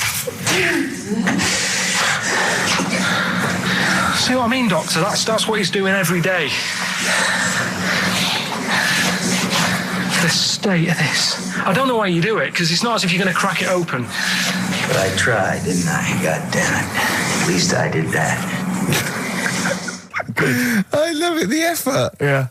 It's almost, I wonder if it's almost a strange premonition of the future. Yeah. You in some kind of home. All right, well... What's the question? Little question, then. What result did I get in history? Good. All right. Yeah, well, tricky one, that. ricky.gervais@xfm.co.uk. Or text. Will we take text? I can't really bother to check the texts. All right, then. Email. Thanks for that, Rick. Sneezy. Yeah. All right, I'll play... Prinish Brothers, yeah, it's a lovely tune from their album, what's it called? Yours, Mine and Ours. Blinded by the Stars. Right, redeem yourself. Have you got the film thing you're in? Right, yeah, I'm in a film. It's Pulp Fiction this week. Right. Right. Changed it a little bit, tweaked the storyline a little bit. Okay. It's just... To make it better, yeah. It's just do you know how I've talked about Suzanne's hair and that? Yeah. About when she got it cut, didn't like it and that. Yeah. So it's sort of about that. Listen to it, there'll be a question at the end. You can win some good stuff. Yeah, well... Right? So, and this is the scene where they're in the restaurant, do you know, when they're about to do the robbery? Yeah, play So it. it's not a restaurant, I've changed that, it's a barber's. Right. All right? Okay. All right. God. There you go then. Is there going to be a question after this? Yeah. Stay there. Okay. Right. Girlfriend came in here earlier. Had a haircut, I'm not happy with it. Look at the state of that. Well, don't laugh. Yeah? I mean, I don't want to cause any fuss, but just want you to sort it out. Afraid I can't do that. Well, you can do that, because it looks a mess. Look, my friend, this is just where you and I differ. Well, you've got to do something, because look at it. When she came through the front door at home, I thought Dave Hill out Slade had walked in. Funny, I was thinking the same thing. Look, I don't want to cause any problems or anything. She hasn't even seen it properly yet. She sort of had it cut and came straight home and didn't look at it. Suzanne, just look in that mirror. Look what they've done to your head. God damn it, what is it? Suzanne! No! We're not gonna do anything stupid, are we? I'm the manager here. There's no problem. What do you mean it's not a problem? Look at the state of her hair. Be calm, cooperate, and this will all be over in a minute. I'm gonna go home. No, we're not going anywhere until they've sorted your hair out. I'm not walking home with your hair like that. It's embarrassing. So let's just get it... You die. No, forget having it dyed. Just get it cut. Colour's not a problem. Just sort it out. Just get rid of... Let's see what we can do. Right. Good. Look at it. Look at the state of it. I'm trying real hard. Suzanne, just keep your head still there so we can... Just hang in there, baby. You're doing great. I'm proud of you. Just sort that bit out there. Just put that.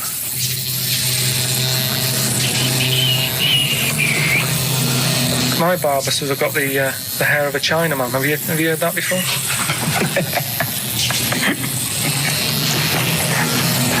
Oh, man. What? What's so funny about that? Is it serious or what? Freaking me out. If my answers frighten you, you should cease asking scary questions. It's almost over. There you go. No, it's not brilliant, but that'll have to do, won't it? I reckon we'll have to buy her a hat on the way home. Yeah, that's probably a good idea. Do you think Suzanne's listening? It's all right, isn't it? I like the fact that in that she's represented with a sort of dimwit southern accent. Yeah. Your girlfriend. So I'm sure she'll have appreciated that. All right, It's nice, yeah. It was a nice... I don't know what kind of copyright infringements that was made. Yeah. Well, Right, well, the question is, what did I say is odd about my hair? odd about your hair? Yeah. Yeah. Oh, well, All right. yeah. Fans of the show will know that already, I'm sure. Yeah, so email in, ricky.gervais@xfm.co.uk, or, just email, actually. Yeah. Bored? Right? Yeah. You can win some tat. The usual address. That is a beautiful record. Yeah, this is Thunder Road by Bruce Springsteen, as recorded by Badly Drawn Boy. You'll enjoy it. Good job. Right. It's all right, love. The batteries are included. Got you a pumice stone. Right, now, do we need them? Do we need them? It's something we started a few weeks ago. We're always talking about animals and insects and that. And it's like, if you took an animal out of the world, would we have problems? Right? Would it make any difference? Yeah, would it make any difference? We did jellyfish last time, didn't we? Yeah. We sorted that out. The woman said we've got to keep them. We do need them, because turtles eat them. Yeah. So, I've moved on. Octopus. Do we need the octopus? Yeah. Let's find out.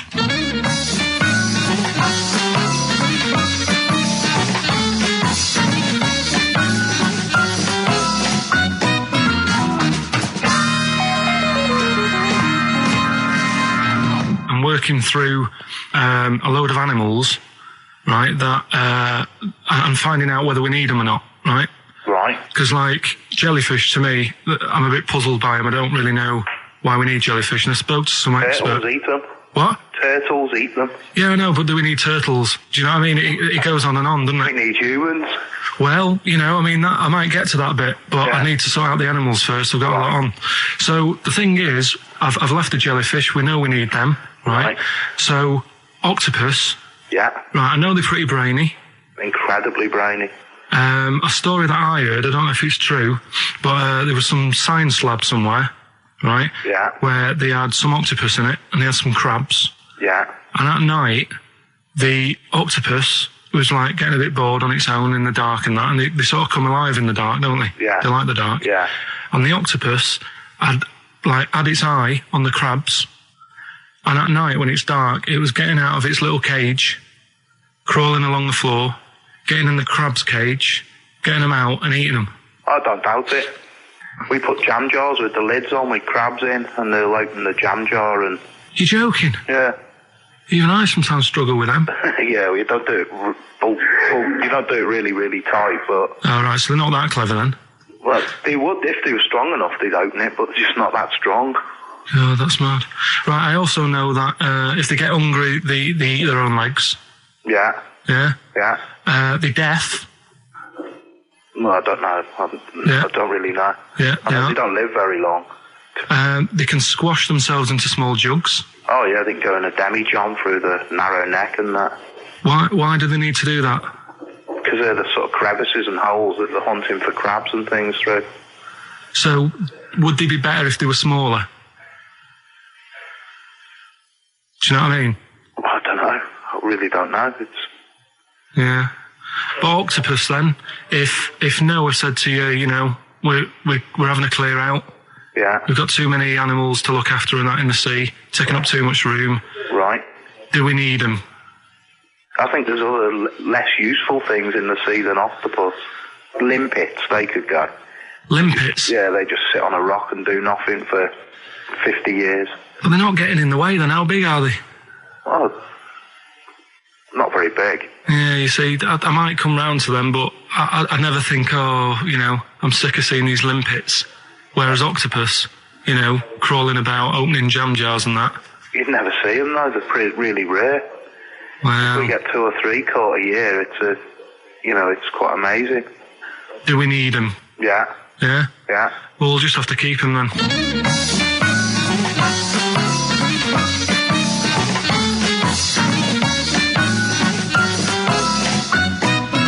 I love that Carl can confuse a scientist. Yeah, because all systems of logic break down. I know, even the scientist was going, well, get rid of Olympics. Yeah. Who was that guy? I think his name was Chris. And where was he from? In a place called Megavissi, where I went one year. Megavissi. And is he he's a scientist, is he? I think he's got a fish shop or something like that. He's got a fish shop? No, he doesn't. Well, like an aquarium type place. Oh, right. So a fish shop. It wouldn't fish and chip shop. It wouldn't be asked him that he a Winkle store. He's got a Winkle store at Poole Harbour. Yeah, that's an expert. Oh dear. But what have you learned from that then? Well, that We don't know whether they're deaf or not because the bloke in the chip shop couldn't confirm it. They eat their own legs. Think of that. It's a bit weird. Yeah. They eat their own legs? Eat their own legs if they get hungry. Right. And they grow back, don't they? I think so, yeah. If you eat one, they'll grow back. Yeah. And, you can put them in little jars and that. If you wanted to. Yeah. It's just a bit weird, isn't it? It's like, no, but do you know, like, people have a go about being cruel to animals and that. But what he was saying there is, right, what they've watched an octopus do, they've got hold of a crab, right? So that'll be being stressed out because it's out of the water. Yep. They've then stressed it out even more by putting it in a jar. Right. Which he didn't like. And then an octopus is crawling about on the jar. Yeah. And the crab knows that the octopus wants to eat it. Right? Yeah. So then it's having more threats. Yeah. Because of that. And then they let the octopus eat it. Yeah. I think that's pretty... Do we need crabs? Do them next week, yeah? Well, I want to sort out snails first. Right. Right. What's your pitch with snails? What do you know about snails? I know that bats eat them. They can sleep for 13 years.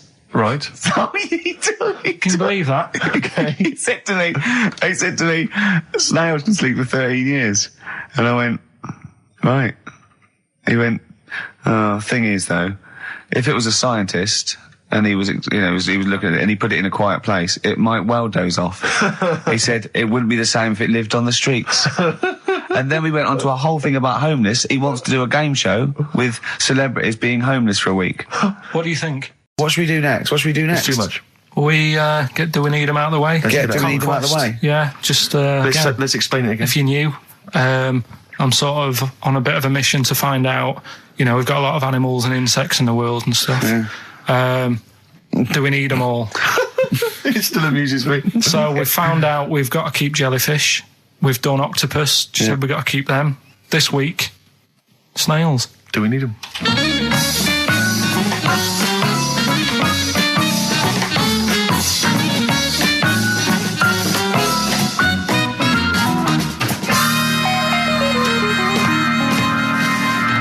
Just doing some research, right? I'm sort of working my way through different creatures and insects and stuff that's on the planet. Yeah. Right? And finding out if we need them or not. Right? Yeah. Do you know much about snails? What, sea snails? Well, yeah. Snails in general. I don't know much about snails, land snails. I know a bit about sea snails, like whelks, top shells, that sort of thing. Would you say they're important? What sort of sense do you mean by important? Say if we had to sort of get rid of some animals and insects and that because we're running out of room. Right.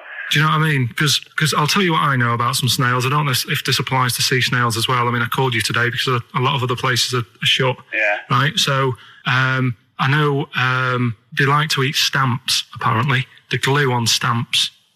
They love it.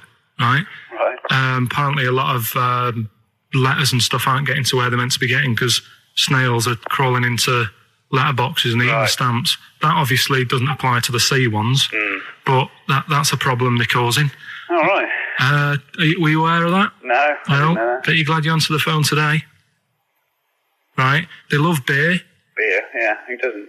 And also, I don't know if this is right, but I heard that they sleep for 13 years, or can do. Right. I wouldn't know if they can sleep for 13 years or not, but... I mean, sea snails are pretty important. Yeah, they do quite a good job in the sea. They graze on algae and they provide food for other animals. I mean, you can say that about any fish, or any animal. Why do they exist? Would you be upset if someone said we're getting rid of them? Oh yeah. You would be. They're an animal, I wouldn't.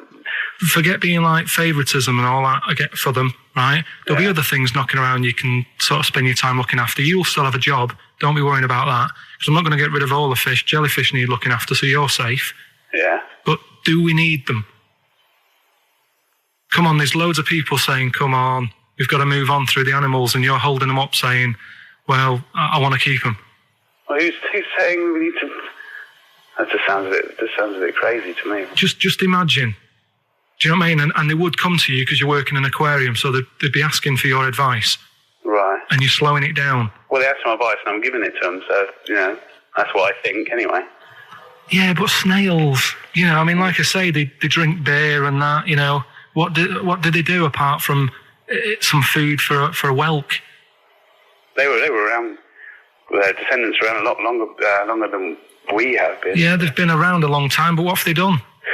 Well, they've survived that long, so they must be doing something pretty good. Well, apparently they sleep for 13 years, so really, even though they've been around for ages... I think that sounds a bit... I don't think they sleep for 13 years. Not all of them, just the tired ones. So, snails, do we need them? Well, yeah, I just think they've got to, it's not for us to say, do we need them or not, we can't. So you think we should keep them? Yeah, definitely.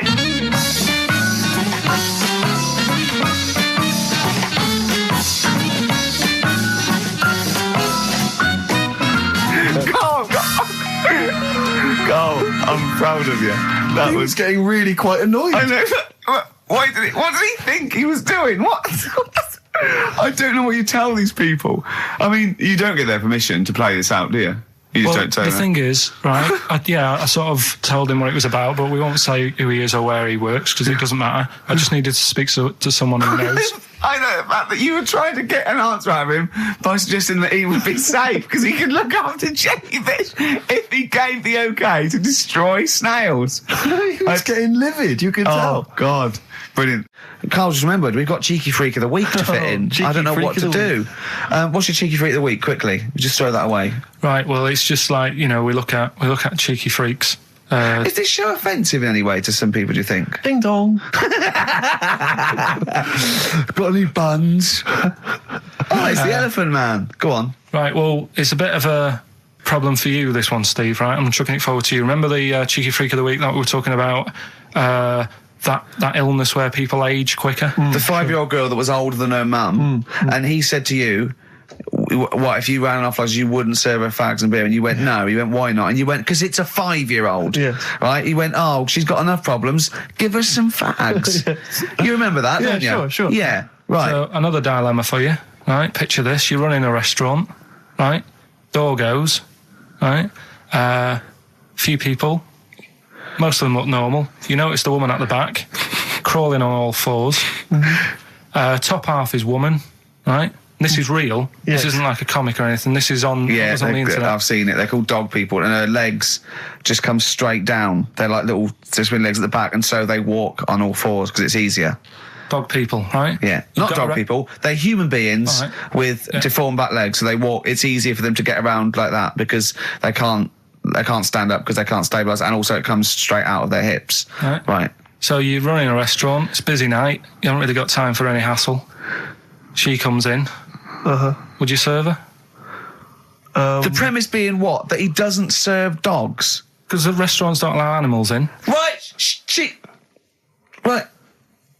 So it's a dilemma. It's not a dilemma. Right. She's not a dog. She's a human being. Yeah, I put a plate of meatballs on the floor, and she tucks in, and a little glass of, a little bowl of wine next to it. He turns round, there's the woman older than... Get away from that plant!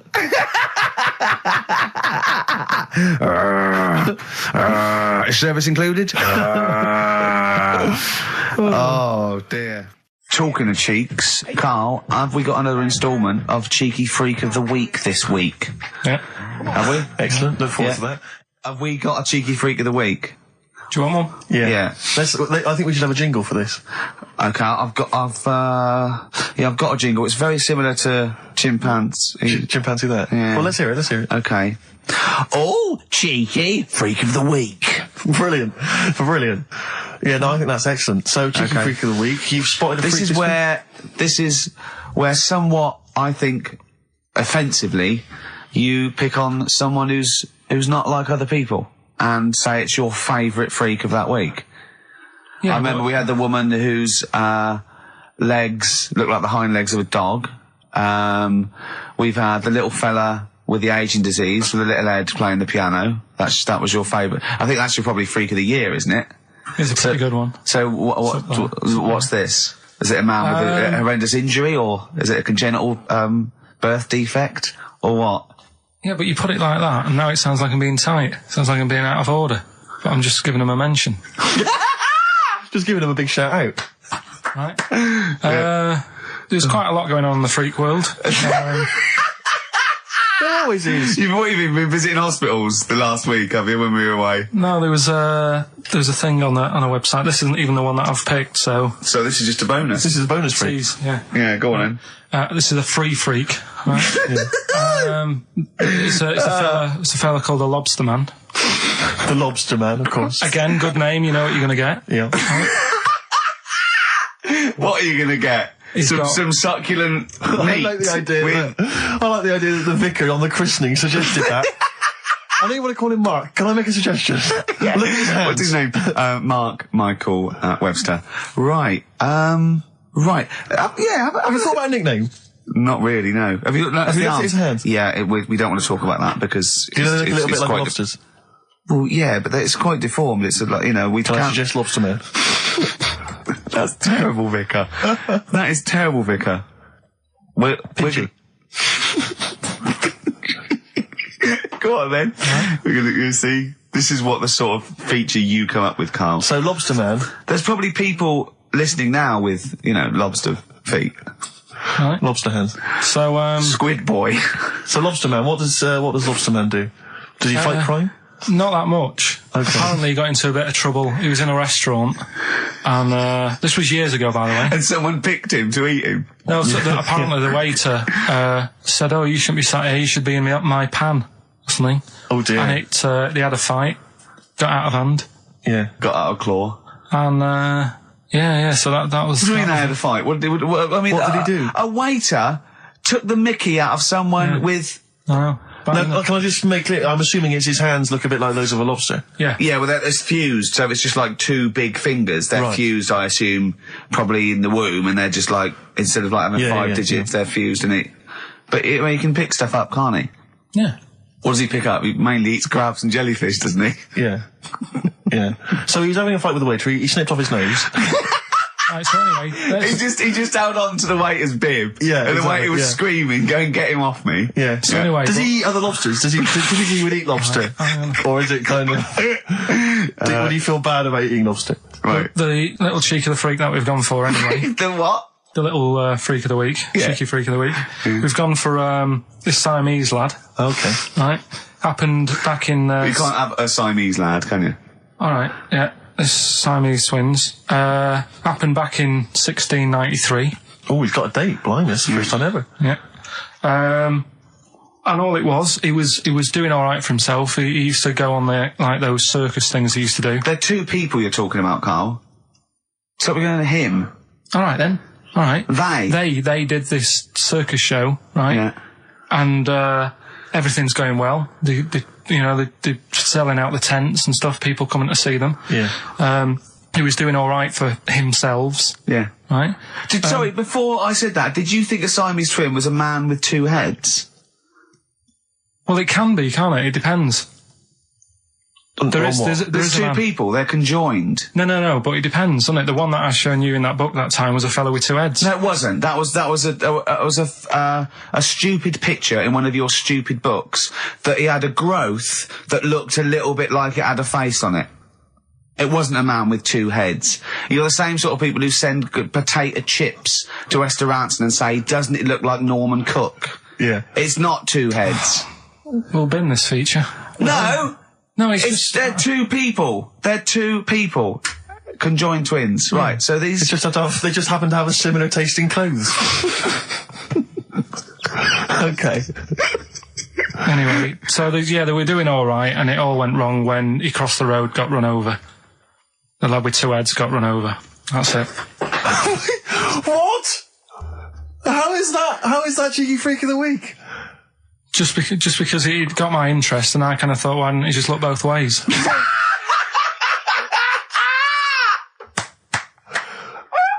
I'm intrigued to know why wasn't he looking both ways? I'm intrigued to know how you get run over. What was it, 1629? Yeah. Well, it's horses and that, wasn't it? Yeah. Oh, why wasn't he looking both ways? Karl Pilkington, you are a genius. Play a record, you fool. Cheeky Freak of the Week, do you want to... Oh, definitely. Should we do Cheeky Freak of the Week? Cheeky Freak of the Week? I can't wait. I'll always do these. I'd start off with these. All right, well, let's have the jingle for Cheeky Freak of the Week. Oh, no. Do you remember it? No. I remember it. Oh, Cheeky Freak of the Week. Brilliant. Something like that? I want some more, though, because that was slightly half-high. Oh, Cheeky Freak of the Week. Excellent. Right. This, we're going back again. Yeah, 17th century? Well, it was 1829, right? Oh, I'm impressed. Now, the problem is with Cheeky Freak of the Week... not so much the week, is it, if you're going back to 1829? Well... Not even of the century. You haven't even done Cheeky Freak of the century. There's... What's the problem with Cheeky Freak of the Week? Just because... Other than the sort of moral implications. Yeah. Well, last week, it was a fellow with two heads. Yeah. We've done Siamese twins. It's Siamese twins again. Oh, no, it was Siamese twins. It wasn't a fellow with two heads last week. It was Siamese twins. Conjoined twins, sorry. They're two different people. This is what I'm telling you. But this is the problem. They're going to crop up quite a lot just because they've got double a chance. All right? Oh, please don't write in and complain. He knows not what he does. You understand, don't you? Karl will actually feature one day in this section. Yeah. So, right, go on, Karl. We're going back to 1829. Yeah. All the way back there to 1829. It's a retro conjoined twin link. A couple of guys set up a business. They were called Chang and Ang. Oh, they're the first. That's why they were called Siamese twins, because they wasn't that what it was based on? Those two, Chang and Ang. Was it? The original, yeah. That's why they're called Siamese twins, because I think they were Siamese. So these are the first ones. Well, not the first ones, but they're the ones that got to fame, I think, and why people started calling them. So people started calling conjoined twins Siamese twins. I think I'm right there. Anyway. Good. Well, the sort of set up business, sort of going around the US. Well, both of them. And Europe, yeah. Yeah. And what they used to do, people were amazed by it anyway. But Yeah. people wanted to know how they get through life doing certain things that you think about. When you think about Siamese twins, you think about, how do you get through a day like that? Yeah.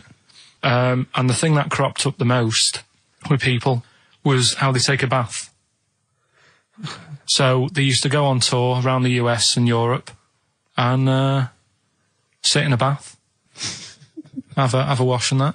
And did they ever wash each other by mistake? They go, oh, that ends there.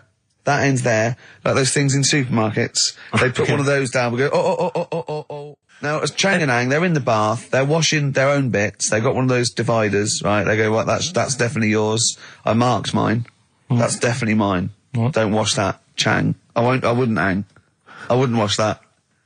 Right? So what are they doing? They're in the bath. Carry on with the story. That's about it, really. I mean, that's the fact that people... So, two little Oriental fellas joined in the hip, had a bath. No. That's your story. No, they didn't have a bath. They they must have done some sort of research, right? Who? Chang and Ang, right? And they said, well, what do people want to see? Isn't that basically Roller's song? But it's an idea that people have queued up. They've paid their money. They're in a tent. They're, well, I hear they're going to have a bath. They're going to have a bath. Two Siamese people have a bath. How would they possibly do it? Well, I've heard they get into a bath. But that's I don't know what they wanted to see them nude and where the join was. No. More than how do you get in the bath? I don't know. They just that's what they picked. They said what would be good to see. What do you want to see them do? Having a bath. How'd you get into trousers? Was there exactly? This is all part of it, and that's why they picked having a bath. This is all part of it. Well, they want you to get dressed afterwards. Yeah. Who was the best out of Chang and Ang? Who was your favourite? They both look the same, to be honest. There's a surprise. One was a short ginger woman. Oh dear. Is there anything what would be better than having a bath for you when you'd seen them? What would sort of make you go, I wonder? One of them pulling and the other one going home alone. Yeah. I go, look, she's definitely up for it. I'm taking her home and go, what am I going to do? Can I watch? Definitely not. Definitely not. Look, you go to bed. I want to wine and dine her. But if he's got back to their place and they're going at it hammer and tongs, but are you saying one of them? No, hammer and tongs were their cousins. Right. They lived miles away. Yeah. If one of them gets knackered, can the other one take over? God, I think we play a record. That annoys me. What? That sort of being at it all night. What do you mean? Let's put a song and I'll come back. What do you mean? No, come on. Seriously, because Okay. R.E.M. Yeah. Well, after R.E.M., Night Swimming, being at it all night, and why it annoys Carl. Cheeky freak? Controversial cheeky freak of the week, where Carl finds a human being with some sort of congenital or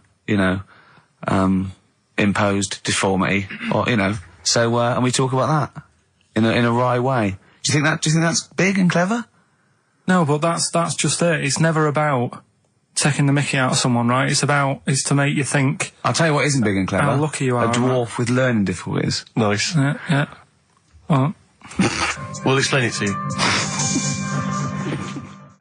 I think I do more than press the buttons. Right, you see, this is it, right? Carl has had a little strop on since last night, okay? And He's had a little strop on? Yeah. You said strop on. I just wanted to clarify. And, I don't know why. He says that I'm an annoying person. He says that I wound him up, right? Which I don't know. He says that you're winding up because you're sort of like negative about everything. Negative? Yeah. And, but what I think it is because we pointed out that his lateness is unacceptable. Yeah. He said, meet you at 6. He turned up at 20 past. He said, well, someone stopped me in the corridor. I don't care. I've got stuff to do. We had stuff to do. I think we're a bit busier than you, Carl. You've got one job. We've got loads of jobs. I keep telling you that. Yeah. You've got one job in a little room, a 9 to 5 there, that you don't even get done in 9 to 5. That's why you're late and mucking around all the time. There's loads of work to do. Yeah, one job. No, It's not. It's one job with a lot of other jobs in it. It's like those little Russian dolls you get. Right? Well, it's not, is it? Go. Yeah, it is. Yeah. Everyone thinks, he only sits in his studio messing about, making songs a phrase. That's what I do in my free time. Which we've got coming up later. Super slick. Songs a phrase, we're doing that, you can win some stuff. Yeah, we've got the film that we haven't done for the last 2 weeks. The final film, we won't be doing that. Let him down, there's 2 weeks. So you're 2 weeks late on that. Can I just ask, guys, is there going to be some great music? Yeah, well, what about something from the Only Ones? Yeah, the classic, Planet. Brilliant. Right. Songs a phrase coming soon. Is it? Yeah, what is it this week? What's the phrase? We're, remember the story I told you ages ago about my neighbour having a horse in their house? Oh, yeah. Having a horse. What's happened with that? Lenny Henry doing it as a series? So, and people nicking your ideas left, right and centre? Well, that's the phrase we'll be using anyway. What? My neighbour had a horse in her house. How many words is that? 6. My neighbour had... So, there's no grammar either. My neighbour had horse in the house. My neighbour had horse in house. What is the phrase? My neighbour had a horse in her house. Are there any prepositions? Are there any prepositions in this sentence? Look, don't judge it beforehand. You see, I'm turning over a new leaf. I think this is a great idea. I think Carl's a genius, and I look forward to hearing this enormously. Yeah, okay. And I won't be sick on your leg, or squeeze your head, or make you jump when you're making a cup of tea. Just looking through the Guinness. That's still the funniest thing, isn't it? Squeaking at someone when they got a cup of tea. Right. So a good game. Drink 8 pints. Go on. Songs a phrase. Songs a phrase, nicely done. Right, we'll get this going. How do you feel, Carl? Yeah, Again, disappointment. Disappointment probably to your family and friends. Well, I don't think they'll be that gutted, to be honest. Right, songs a phrase. Well, Carl, why don't we both come up with songs a phrase? Because it's a big tease. People love that. Yeah. It's one of the hot new radio quizzes. We've got one more thing for you to eat. No, I'm not doing any more of that. Seriously. Play a song? Right, songs a phrase next. Right. That was rubbish, that half hour. Rubbish.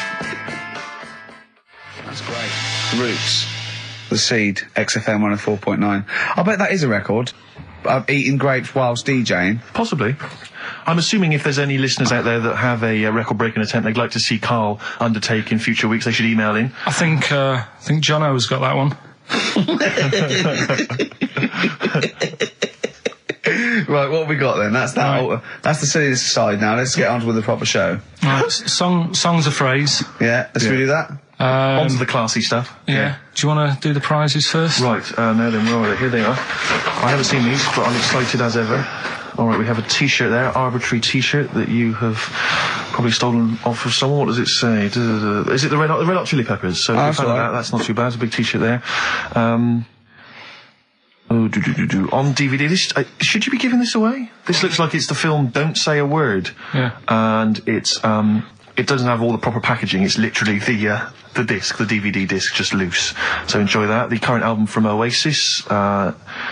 Heathen Chemistry, DVD, on DVD, The Life of Mammals, the complete series, the David Attenborough recent DVD, that. Walking with Cavemen, which I think is a DVD, it's currently on TV, isn't it? And, well, there you go. And also the X-List, which is a good new compilation, double CD compilation from XFM with loads of stuff on there, including Nerd, Snoop Doggy Dogg, Athlete, all sorts. Go on then, Carl. So not bad, actually. Nice one. Well done. So, yeah, it's a phrase that's been said at some point, or said a lot on the show. We've had, like, Hairy Chinese Kid. We went back to my mum had wind for 5 minutes and that. Today we're looking at my neighbour had a horse in a house, right? Yep. If you remember, we were talking about that probably about a year and a half ago now. Yeah, of course, right. Of course we remember. They've been talking about it ever since, Carl, I imagine. Yeah. Well, it's famous. It's a world famous phrase. My neighbour had a horse in her house. Right. So this is this week's Songs of Phrase, and what I've done is I've got songs with those words in that make up that sentence. Yeah. You get to email in ricky.gervais@xfm.co.uk. There's 6 different songs, right? You email in with what? I don't know, there is 6. Me neighbour had horse in house. Is it really that sentence? My neighbour had a horse in her house. It does work, honestly, it works. Okay. Yeah, okay, don't bother explaining it, just play it. Right, yeah. So here's the, here it is. We're just going to do it. Had horse in a house. Right? What in God's name was that? Yeah, name the 6 songs. Had horse in a house. Huh? Are we naming the artists or the songs? Either. Artists. Anyone who gets anything can get a prize. What's more, Carl? Artists, here we go. Had horse in a house. That's tricky, Carl. That's very hard. Once more. Had horse in a house. Email in ricky.gervais@xfm.co.uk. I'll give it another letdown. Another letdown. It's brilliant, this. No. How can you just say that after I've just been stuffing grapes in my face and that? Well, you failed. You didn't get one burger in, right? Even when you tried to chop it up, there's 3, right? So that's it. Steve, out of the goodness of his heart, went to McDonald's. Okay, I got some grapes. At 62. That's got nothing to do with this, though. This is my game show here. Bob Holness didn't say, yeah, Blockbusters is good, but I never see him eating grapes. So this is a different thing. Forget that. Right? Here's the clips again. Here's the clips. Had horse in a house. Oh, you know I said I was going to turn over a new leaf and not criticise your ideas? I think it's the end of this one, mate. Oh, he's done it again. It's atrocious. ricky.gervais@xfm.co.uk if you've got any idea. Whatever. So ungrateful. Right, songs of phrase. Just give it a couple more plays. Just email in. We'll pick a winner soon. ricky.gervais@xfm.co.uk. Well, this is rubbish this week. No one knows it because it's rubbish. Steve was right. Had horse in a house. There's 6 songs there, so if you know what they are, just... That's the end of that, I think. That's the end of Songs of Phrase. Email in. I think. We've got none there. No. That's the last week for that. That is rubbish. Well, why don't you give us some monkey news? Is it monkey news time? Come on, monkey news. We'll play a song and we'll... No, do monkey news. Let's play a song. Oh, it's a great track. Cheer up, Carl. Is it new? Is this Waiting for an Alibi with Thin Lizzy. Oh, what year? Doesn't have to be new. It's brilliant. What year was it out? Oh, Einstein wasn't new when he came up with the greatest theory ever. Oh, hold on. Hey, hold on. You're not new. You're not new. You know, we should give the prizes away. Yeah, well, this has been dreadful. This thing. We started off well with him trying to force burgers in his mouth, and then he come up with this tapped. I mean, this is the end of this because it's. I mean, it was shoddy to start with. No little Dio couple. Well, this is not only. Well, I'm just saying. This is what I was saying in the pub yesterday when you try to be sick on my leg. I was saying, come up with new ideas if you don't like them, but you diss them on air. Well, it's just disappointing, isn't it? And right. What's that? I was disappointed when I was choking before. We were disappointed as well. Yeah, you didn't try. You didn't try with the grapes. You were just like chewing on that. You meant to just throw them in and swallow them. Songs of Phrase. It was 6 songs. It sounded like this. Boring. Had horse in a house. Right, what are they? Just give you 6 answers. 6 songs there. We had Lionel Richie, My Destiny, for my. Tricky. Neighbour. Oh, that's XFM. Ooh. My neighbour was Space. Neighbourhood. had Harry Connick Jr. Had to be you. Yeah. Right. Had a neighbour had a horse. America. America, yeah. We had a horse. In was Lisa Stansfield with pathetic. In all the right places. Oh, pathetic. Did anyone get that? Did anyone get that? And No one got that. Animals. So that was pointless. All right. Well, the most anyone got was 3, and we're going to give it to Deborah, and that's possibly Deborah and Kate. They got at least 3 of those. So well done. Well done. Yeah, there's prizes on the way. That's the end of that. What have we got? What are you providing then today? Have you got a quiz for us? Yeah, we've got what's her name if you want. We've got what? What's her name? What's her name? Is that a new one? Don't know. Yeah, what's her name? Yeah. What girl am I thinking of? Songs of Phrase. We've got that coming up. All right. Yeah. Okay, so quiz time. I know everyone's been looking forward to this. Which quiz is it? Well, we're going to play along because he's done Songs of Phrase where he cuts up bits and pieces from records. You have to guess the title or the artist, and makes a well-known phrase, i.e. a phrase that we've said a lot. And the challenge is that me and Steve have got to try and work out what it is as well before we will tell you the phrase, but let me just see if I can guess. Play it. Tell me why, tell me why, tell me why. Play the game or swing. Right, I know what that is. I didn't hear it. Can you play it once more for me? I know what that is. Right, it's why don't they play the game of swing ball? Because that's what he said when he turned on and saw people in wheelchairs playing tennis. And his point was... Tell me why, tell me why, tell me why. Play the game or swing. Oh dear. That is so naughty. This show's been a bit naughty, I think. I don't know what's happened to us. I think it's like sort of end of term sort of madness, but I think we've got to calm down here. We've been a bit naughty there. We've said, bloke with 2 dicks. We said Chinese people don't talk properly, which is a little bit offensive. Yeah. Know what I mean, Carl? Well, they don't know. Right, okay, let's leave it now. Okay, stop there, Carl. Carl does not necessarily reflect the opinions of XFM or any other human being. If you think that me and Steve have been offensive, we are strongly behind the guise of irony, satire, and ignorance. Carl only has ignorance and hate. Yes. No, but as long as you say something good about someone, you can also say something bad about them. How does that work? Go on, give us an example. Well, Chinese. Yeah. Yeah? Yeah. Great people. Right? Good. The women really good looking as younger people. No! What are you doing? I'm just saying, as long as you know what I mean, there's good and bad and everything. For every what are the old ones like? Yeah, they don't age well. What do you mean? The fella in Karate Kid, the teacher, was only about 36. We started this. Oh. Fact. So, songs of phrase, email in, ricky.gervais@xfm.co.uk, right? I mean, I have to say, Carl, this is very tricky this week. You've got some very obscure sounding songs there. Yeah, just all we want is the artists. I think just the song, Carl, mate. I think that's hard. Yeah, the artist. Just the artist, I know. Okay, so these are the prizes this week. Well, let's play it again so they can hear it. Try and work out all the different artists. Yeah, why don't they play the game of swing ball? Right. Tell me why, tell me why, tell me why. Play the game or swing. Right.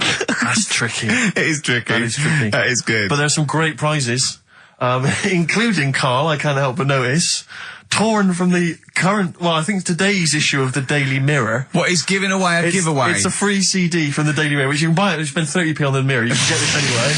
But it's still in the piece of plastic that it came in. I love just that. ripped. Anyway, there are some other treats. Oh, you'll be loving getting that through the door. So there's the Jingly Jangly Sound of Summer, Good Vibes, a 2 CD set featuring music from Crowded House, R.E.M., Simon and Garfunkel and the Beach Boys. I'll tell you what, I've thought of another game. We can put Carl's into theory, right? I can tell him a sort of like a person or, a people or a place, right? Or a profession, and he's got to come up with a good and bad. A good and bad thing. It is dicing with death. Yeah. Are we ready to do this? Well, listen, if we're quitting in the next couple of weeks, then who cares? Okay. Good and bad, right? Well, hang on, let me just tell them, we're on the prizes here. All right, okay. So now 55. I know there's a lot of XFM listeners who are going to be looking forward to the likes of S Club 8 and the Fast Food Rockers. They're all on there. I can't wait. What is their second single going to be about? The Smashing Pumpkins. This is quite a good little compilation of sort of B-sides and live performances and stuff like that, which is not bad. The best summer holiday album in the world ever. I think we've given that away in the past. All sorts of stuff on there. Plus the director's cut of True Romance on DVD, the Tarantino scripted. Oh, it's a great film. Tony Scott directed movie. So there's some quite good prizes. Just play it once more. So email in ricky.gervais. Why don't they play the game of swing ball? Just the artist, yeah. That's all we're after. Yeah. Tell me why, tell me why, tell me why. Play the game of swing. Very tricky. Brilliant. Very that is tricky. brilliant. All right, bung the song on now. What? Let's put a song on. Bit of Pharrell Williams. Yes. Good and bad. Good and bad. Old people. Pharrell Williams featuring Jay-Z, that's the new single, and then Frontin', that's released on the 4th of August. It's made me sort of feel funky, but in a chilled out way. Yeah, that's perfect. Do some adverts though, just that would really help you. Yeah. XFM. Darkness. I believe in a thing called love on XFM 104.9. Ricky Gervais, Steve Merchant, Karl Pilkington.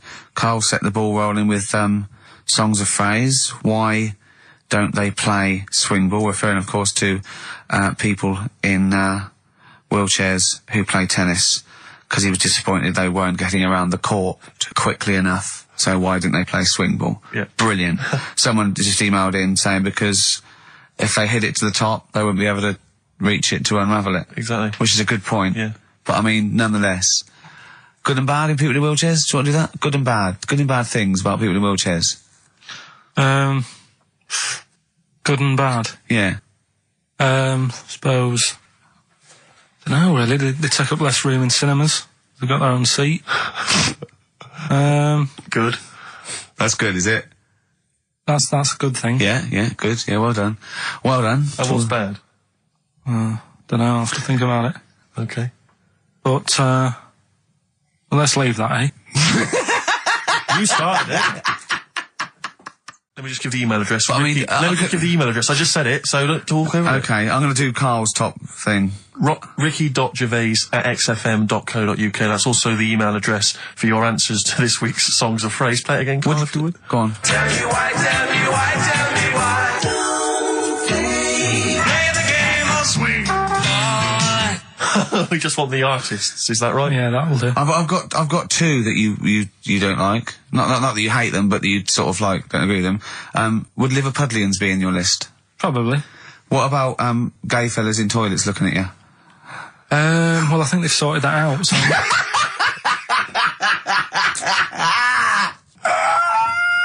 One of the prizes this week in Carl's goodie bag features this song. Play it, Carl. It's the Monkees. Pleasant Valley Sunday. God. So we giving the answers out for what's it now? Oh, later. Play a tune. I'm bored. The Snoop Dogg. Oh, play it. Yeah. Snoop Doggy Dogg from 1993. And What's My Name? Long time ago. It was indeed. 10 years ago. XFM 104.9, Ricky Gervais, Steve Merchant, Karl Pilkington. Songs of Phrase. We've had very, very few entries. I really think people aren't interested. They really have just given up. I mean, seriously, Carl. That's the one thing you contributed to this show, Carl. And it's the weak link, I think. Missing link. In the chain. The missing link. Oh, do you reckon there is one, Carl? Do you reckon they'll ever find the missing link? Wandering around Manchester. Wait a minute, Carl. The stats then. Let's have the answers, if we can. Right, there was Well, specials. play it once more. All right. Tell me why, tell me why, tell me why. Specials. Yep. Jermaine Jackson. Play the game of swing. Right, there was Play the Game of Love. I think that was Wayne Fontana and the Mindbenders. Right, you think, but you're not sure. Louis Armstrong was the Don't Mean a Thing If It Ain't Got That Swing. Mm-hmm. Yeah. And Queen, Don't Stop Me Now, We're Having a Good Time. And that. We're having a ball. We're having a ball. Yeah. Well, I mean, considering you yourself weren't entirely clear, I think it's only fair to give it to Paul Brown, who got some of the answers right. PB, you are getting those prizes. Well, they are on their way They're to you winging their now. way to you. 104.9 XFM. You alright? This is Carl, producer of Ricky Gervais and Steve Merchant. They're not about today. Ricky's on holiday. Steve couldn't be bothered. So I'm left here with all the DATs. That's a digital audio tape of all the shows they've done since they've been here over the last, I don't know, year and a half or something. So we'll play you some of the best bits. All right, so here's the first bit. Well, listen, still to come, right? We've got the monkeys thing. Oh, chimpanzee that. And when I was out last Sunday, right, at Johnny's birthday party, Steve was there. Yeah. Got talking about stuff. And a debate that we didn't really finish cropped up. It blew your mind, didn't it? Amazing. Oh, I know about this. Steve told me. This is the infinite amount of monkeys. Or a monkey with a typewriter and an infinite amount of time would eventually come up with the works of Shakespeare. Yeah. There was no debate. It's a philosophical, mathematical problem. There's no debate. It's true. It wouldn't happen. No, listen, Carl, listen. Infinity sorts it all out for you, right? An infinite amount of monkeys at a typewriter, right? They do everything. They type everything. Infinity just sorts it all out for you. There's no getting to it and they're going, oh, well, let's have a look what they've done. This one's come close. Did Romeo and Juliet. It would do it all. It would type everything ever possible, conceivable. Yeah, but it's a mathematical infinity. Well, we've heard your side of the argument, Rick. And I'll be honest with you, it's a persuasive one. But let's hear Carl, because he heard about this in a pub last week. Yeah, so he's got some strong What's your ideas problem with himself. it? What's your problem with it? Well, first of all, right, you're saying it's a load of monkeys. It's not just one monkey. It depends. Can live forever. No, wait. It's either a chimpanzee with a typewriter with an infinite amount of time. He would eventually, by definition, mathematically, type everything ever possible. Okay, or it's an infinite amount of chimps with typewriters, and one of them will type it first time. But already, that's not right. You either need to have What do you mean? monkey. What? You mean Let's hear employment his laws? point. What do you mean it's not right? Let's hear him out, please. Okay. If it's one monkey, Yeah. with a typewriter that's got loads of ink in it and that, right? At least it knows what it's done in the past. It's not. Keep going. Crime. If you've got a load of monkeys, it's like if you have too many. What's that saying about too many chefs? Too many chimps spoil the soup. Right. Well, it's the same thing. It's like, well, I didn't tell you to put salt in it. I was going to put salt in it, and it messes it up. Whereas if it's just one, they know what's gone on. So what I'm saying is, honestly, just leave him go. I can't be bothered. I want to hear. I want to hear the rest. This blows my mind. He doesn't know what this does to me. It's a mathematical problem. I want to hear the rest. well, it's just I just don't think it will happen. What do you mean you don't think it'll happen? Infinity works it out for you by definition. Well, what's stopping them typing the same thing again? They would. In fact, the problem should be if you had an infinite amount of time that it would type. It works for Shakespeare an infinite amount of times and everything else an infinite amount of times. But you know, that's not as. But not Shakespeare. Oh, shut up, you idiot! Rick, do you know what he said to me? I said to him, I explained it to him. I said, God. you've got an infinite number of monkeys, infinite number of typewriters. They will type the complete works of Shakespeare. He said, have they read Shakespeare? You're an idiot! Play a record. said, no, I'm not having this they're not doing conversation. it from I'm not having it because it really, really winds me up. But you're saying they'll do it with no spelling errors. Well, they do it an infinite amount of times. And they do it wrong an infinite amount of times. And they spell the last full stop wrong an infinite amount of times. And they do it and they get one thing wrong in Hamlet wrong an infinite amount of times. They do everything an infinite amount of times. But are they going off a story that they've... Play a record, Carl, because I'm going to knock you out. I'm just saying... Shut up! Do they know the story? Oh, they're monkeys! Oh, Christ. No, right, okay. Right. The Cure, obviously, Yeah. that song. Right, Carl's been taking phone calls for these clues. Right, and so everyone's been saying the same thing for the last one. He's been going, no, and I'm worried, I'm always worried. FD, I just overheard him on a call there going, oh, what have I been saying? Oh, no, it's FP. Dickhead. Right, give me the clues out. It's a rollover. Right, tell people we're really sorry to anyone who would have got that right. Okay, right, do the clues quickly. Tell them it'll be a rollover, so we have to do 3 new ones. Do you not write these down, You're such a... I don't write the answers down in case Ricky looks over the thing and sees the answer. Why would I cheat? I'd rather you do something right with your life. Right, well, the clues were I've got 3 other jumpers like this one. Yeah. That was FT. Yeah. You got that, 4 tops. Yeah, that's all right. Good, well done. That bunch of people can't make up their minds if they want to sit in the sun or not. That was C, they were getting that. That was charlatans. Charlatan, right? A bunch of them, charlatans, right? What What's Charlie? No, it's like, shall I go out? Shall we? Charlatans. They got it, right? Where I went wrong with this one, the Jamaican fella, he had to have some aspirin. Why? It's my fault, you know, I'm not cutting, there's no point passing the book or anything. I said FD. A lot of people were saying, Fred Durst, like, forehead hurts, which is a good one. Yeah, which would have been as good as any of yours. But I made an error, so we'll roll it over. No. What is the answer? What is the answer? Over. Jamaican fella what? Add some aspirin, why do that? What's the thing? FP. FP, it was Frida Payne. Frida Payne? Frida Payne. Frida Payne. Frida Payne. That's awful. You've got to write these down next week. This is I'm right. sorry, You're the producer. I know, but I've had a busy week, haven't I? That's not an excuse. That isn't an excuse. Our excuse is we don't care. Yeah. You do put care. the work in and then make a mistake. Yeah. It's better not to try than try your hardest and be rubbish. Do you see what the point? We don't care. But you've got standards. Yeah, and you're not meeting them. Think of that. You're not even reaching your standards. God.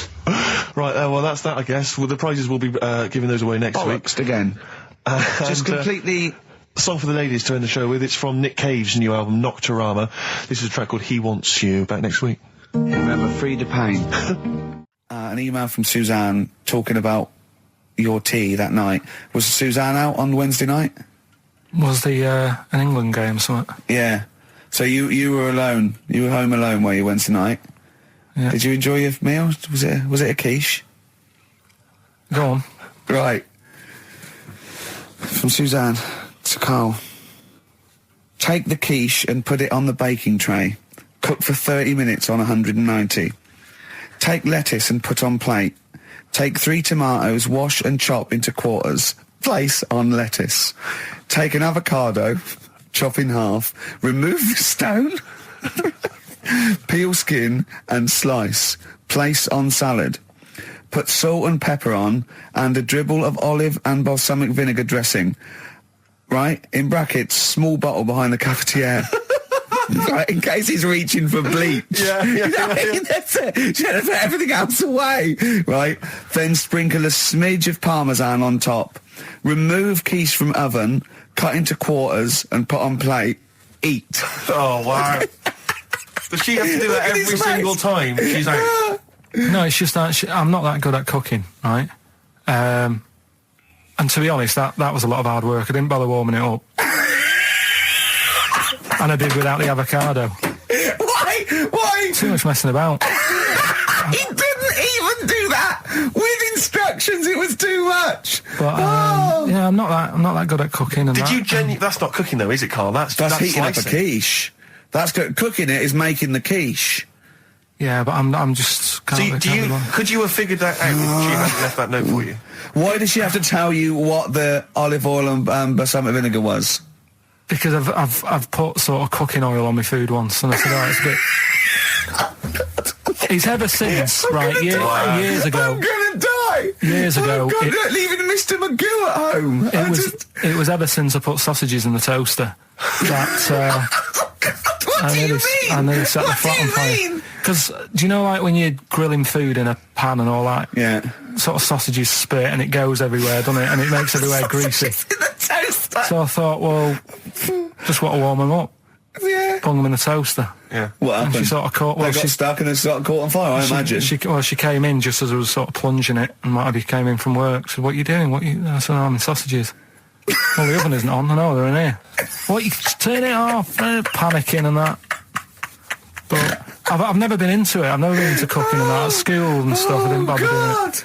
Oh, every time Suzanne comes home, she must think, please be the house still there. Yeah. Please not let me hear a fire engine as I come round this corner. Oh, God, she comes and goes, oh, God, thank God. I bet she's always happy to see you when she gets home and you haven't burned the place down or introduced some howler monkeys or something. Unbelievable. What I find extraordinary is there are people who are in sort of care in the community who don't need instructions on how to prepare food. Oh, they do. They can do it. Yeah, you show them once. Yeah, they do. Whatever you do, don't put sausages in the toaster, Johnny.